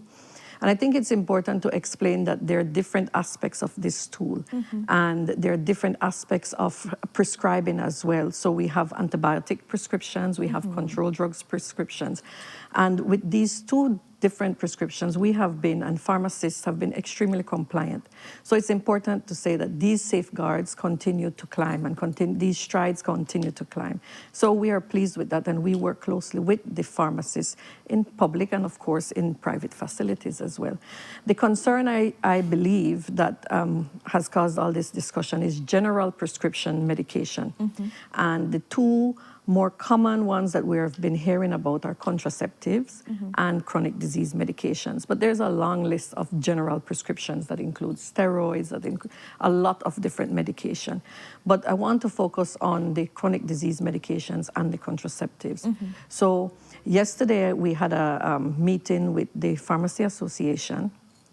And this meeting was very important because the Pharmacy Association has been with us throughout the review of the over-the-counter list. We've had numerous discussions, meetings, emails back and forth with the association. And revising the over-the-counter list, that's nothing new. The Ministry of Health, we've always done that. Every few years, we look at the list, see if new drugs have come available, etc. And so they have been a part of that, and they are a very close stakeholder with us at the ministry, of course. So when we looked at the OTC list, the consultations that we were talking about, again, is a misunderstanding. So the consultations were not with health stakeholders. These were with store owners in the different districts, so that the store owners could know that I shouldn't have an antibiotic on the shelf because that is something that a doctor should prescribe. I shouldn't have controlled drugs like morphine, or I should not be selling those things at a grocery store. So this was the consultation. We wanted them to ensure that they knew that these medications are prescription medications. They can have potential side effects, and that should not be on their shelves. And that went well. In Belize City, we did one at the Civic Center, and we had a tremendous turnout from store owners, and this is general store owners. And so those were the consultations that we're talking about. So I didn't want that to be misunderstood, that we consulted everybody except BFLA, or we work closely with our health stakeholders and the UN agencies, and they're always a part of our team, and we consult regularly with them. Thank you for that clarification. Yes, so I hope that that makes it like really clear in terms of the I will ask on that same consultation aspect, considering the fact that you made the clarification is now that it was with store owners. In those consultations, were there any specific medicine or drugs or so forth that are commonly sold, or the majority is being sold over the counter, that you found problems with? Because I know you mentioned that you said these certain things, the antibiotics and so forth. Yes. So was there data that drawn from these different consultations that says that a lot of this antibiotic is being sold over the counter? So yeah, well, our drug inspectorate unit, along with the public health inspectors, do assessments of general stores, looking for compliance with, to ensure that there's safe food being sold and that there are certain processes and procedures in place at these facilities. And we were finding all over the country medications that should be actually prescribed by a doctor, like antibiotics. So antibiotics, I think, would have been the number one that we found that was an issue. Of course, the antimicrobial resistance is a word that everybody knows now. The entire world is working to stop antimicrobial resistance, and so are we in Belize. So that was the reason And just because we wanted to be consulting and we wanted to communicate with store owners so that they didn't say we didn't know or we have this and nobody ever told us. So those were the important reasons why we wanted to meet with them. And in fact, when we revised these over-the-counter lists, we actually made more drugs accessible. Okay. So that we thought about the mother who comes home at 6 in the evening and the child has a mild fever. They need to be able to get their Tylenol for their child, or if somebody has a headache. So we've put other medications on the general list. And so we think that can be accessed without a prescription. And yes, no general list is accessible without a prescription. I think I would just like to add here to put some perspective in your question about what evidence or data we have. I think it's important to clarify to show that how medication safety is evaluated. Medications are not developed and then introduced to the public, and then we wait to see if a problem arises. And then when a problem arises, restrictions are put in place. Medications are developed, and then there has to be safety. There has to be clinical trials that show the safety of that medication. Now, medication safety is subjective.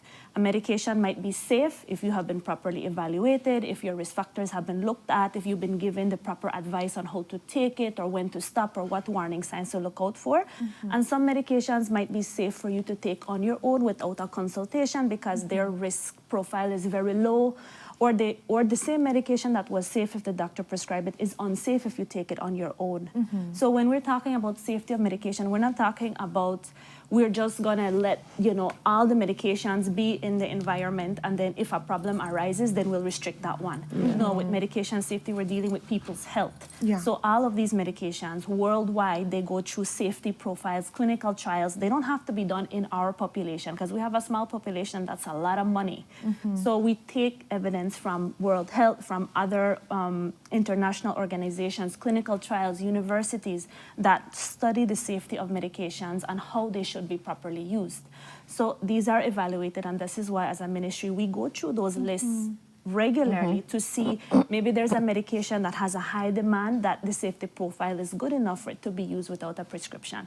So I think it's important that we as a public, we realize that it's not that we are looking for a problem to restrict a medication, but rather we need enough evidence of safety, and we're not speaking about evidence as to, oh, I took contraceptives for 13 years and nothing ever happened to me. Maybe you were the lucky one, and maybe someone else beside you heard you say that, started to take that same contraceptive, had a huge contraindication to it, and has a side effect that is affecting their health. So we're not talking about evidence as to I took it and nothing happened to me. We're talking about clinical trials where people are followed over time to see what are their parameters, are their labs okay, do they have any side effects. So I think we have to understand that as a population, that we are, as a Ministry of Health, we are looking at the medication safety as a whole and how it is evaluated. I thank you so much for that clarification, Dr. Lauren, because I think it gives a different scope of how you guys are evaluating. So on that same note, for contraceptives now, has there been, and I know that is one of the ones that people are looking at, we've been taking it for so much years and it's been totally fine. What is the stance when it comes to contraceptives? Sorry, I just wanted to finish with regards to how we got here. So in terms of why is there all this discussion, and the discussion is good.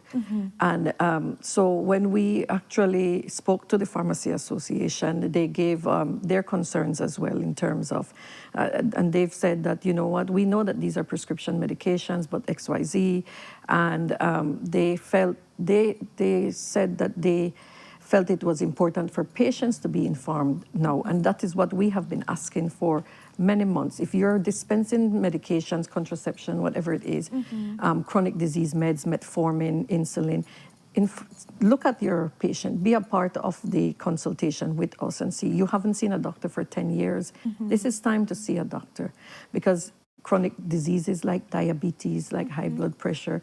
There are screenings that are available free of cost for that. And the same with contraceptives. And I just wanted to mention that talking to Miss Burke after she left, we're on the same page when it comes to initiation.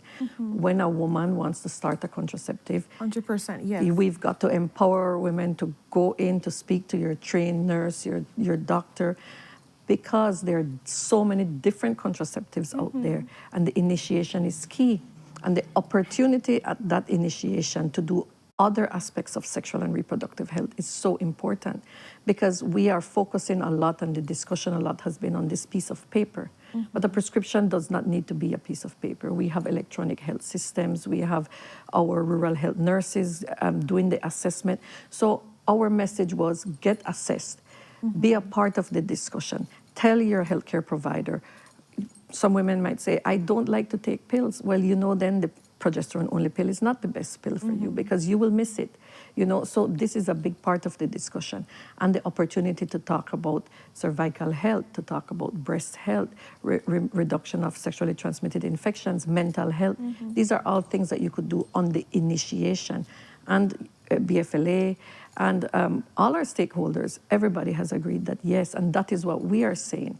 We're saying to the public, that's what we want to really advocate for, that you don't just walk into any pharmacy and say, you could please sell me one contraceptive, because it needs a discussion, and the woman needs to be a part of that discussion. And together, we really want to champion empowerment of women. We really want to champion at the ministry patient-centered consultations. So not a consultation where I am telling you what to do, but you're a part of that discussion. And I spoke a lot about the side effects, because people seem to have run away with side effects, and for the most part, contraceptive pills are safe. There are many methods that you can choose from, especially in young women. However, there are some risks, although the risk is low when we talk about combined pills. And combined pill is called combined because it has estrogen and progesterone. So there are certain risk factors. If you're extremely obese, if you have poorly controlled hypertension, have you had a clot in your leg, have you had a clot in your lungs in the past? So there are things that we've got to guide and discuss with the patient before. So if you're 35 and have some of these things, the combined pill is not good for you, but maybe a coil would be good for you, or maybe the 3-monthly depot injections. So these are the discussions that we want to encourage. We don't want to lament on these huge side effects, because side effects can be that you've been spotting for the last 6 weeks on this contraceptive. And women don't want that. They don't want to be bleeding every month. Some women come in and say, I've taken this contraceptive for 2 months and now I don't have a period. I am concerned because I want to see my period. So those are what we are talking about in terms of finding the best suited prescription for you. I know we've had patients that say, I've felt anxious on this pill. I've felt depressed on this pill. They come in, we change. Maybe it's microgynon, we change to Yasmin, and the patient feels much better. So side effects, we don't want the public to think side effects means everybody on these pills will be harmed. Yes, 100%. But side effects. I have a couple friends that have had those similar issues when it comes to taking birth control. So fully understand that. So those were what we wanted to talk about in terms of the initiation. So give me. I wanna roll it out, I guess, for somebody that's listening right now. You are a person that's been on, say you are on Yasmin for a couple months and it's been working totally fine with you. We hear this coming out. Does this mean that now you have to go to your doctor to get a prescription directly for Yasmin now to be able to continue going on and continue taking that without any problem? And how does that look for somebody? Is it going to be something that they can just get one prescription and it's done from there until further notice? And of course, I like what Ms. Joan mentioned about the fact that you're supposed to get your yearly checkups. So that is supposed to be happening. I will put that into full motion there. So is it a thing where that's my status? I have this one prescription and it can work for me until further notice? How does it look? So I think that we are all in agreement, and I think the women out there are also in agreement that the initiation is something that should 100%. Be done with a healthcare provider. And so we realized that a lot of the discussion was about refills now. And like you quite rightly put it, if you've been on Yasmin for 3 months, we have two sectors. We have public sector and we have private sector. And I want to stress that in public sector, you can come into any of the facilities, and there's the NHI facilities in addition to the Ministry of Health facilities, that you can get your contraceptives initiated, and you can walk out with 3 months or 6 months of your contraceptive. The trained nurse or the doctor will tell you, in 6 months I want to see you because that's when your pap smear is due, or whatever decisions you all make together. And at that point, you come back in and you walk out with your 6 months. Now, when it comes to the refills of medication in private sector, this is, I think, the area that we've been hearing a lot of discussion, because the pharmacists are asking now, if you've been on Yasmin for 3 months, they are asking now when you come in, do you have a prescription for Yasmin? So what we're doing is we're working with the Pharmacy Association to say, let's phase in this for 12 months so that women can get the opportunity to go in. And I'm talking about, this is mainly private sector, because public sector, the prescriptions are on the system. So you don't have to go back to see the doctor. Some doctors So you can walk in, at least for public. Yes, for you the can clinics walk and in so there's no and issue get a there. refill. Sometimes the doctor puts the refill in the system, so you just go to the pharmacy, or the MCH nurses, the rural health nurses and the public health nurses. Some women go directly to them and say, I'm not feeling good on this, I want to make changes. And the nurse discusses it and make the appropriate changes as well. So we hope that, because the practice has been that people have been walking in for years without being seen, etc. We are hoping that now doctors utilize the refill aspect. And so you could put a refill for 12 months if you choose to. It depends on what you and your patient discussed. Because if you've been on it for 3 years, you've had all your tests, you don't have anything due, there's no reason that the doctor would say, I won't give you 12 months. And some people can collect their 6 months and come back, or some women choose to go to the pharmacy every month to collect their prescription. So these are areas that we need to strengthen with working with private doctors, working with even public doctors. If they're going to prescribe something that's not at the facility, give the refills. But it's always important to check with your patient to see how they have been, to see if there's something else that needs to be discussed or addressed. So those were the key messages that we wanted to really put out there.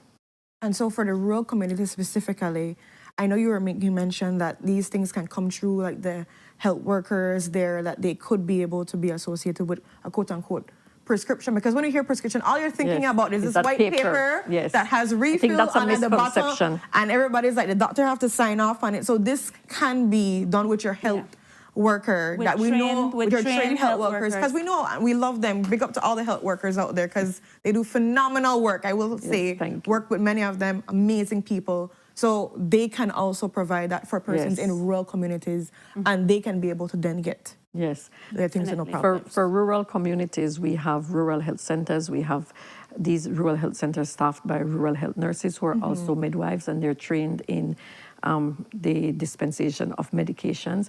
Our community health workers, we have about over 300 community health workers, and they are really doing a fantastic job being the eyes and ears of our villages and our towns.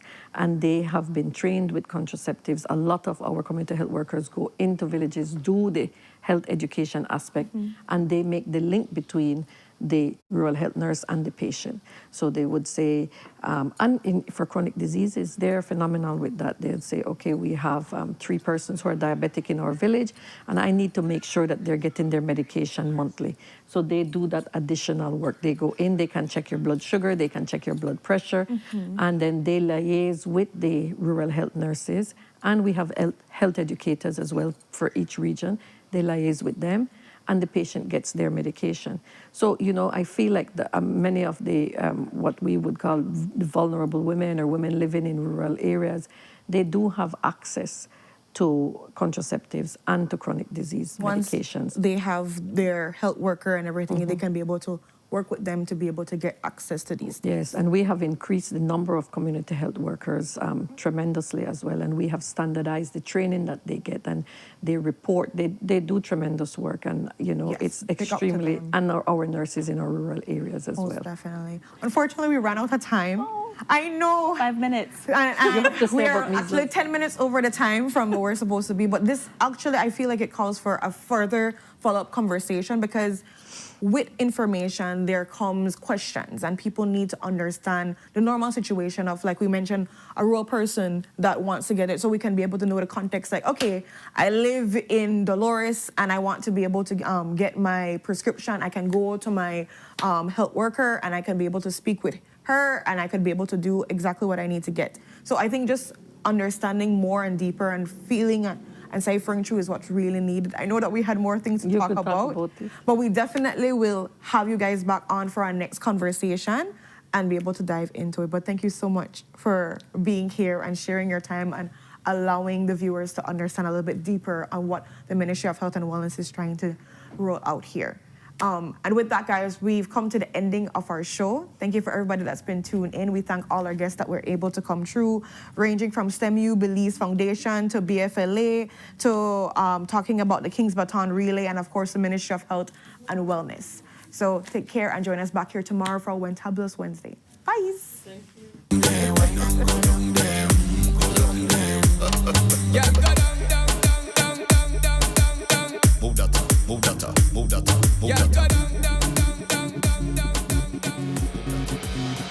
A place to call your home, a place where you can grow.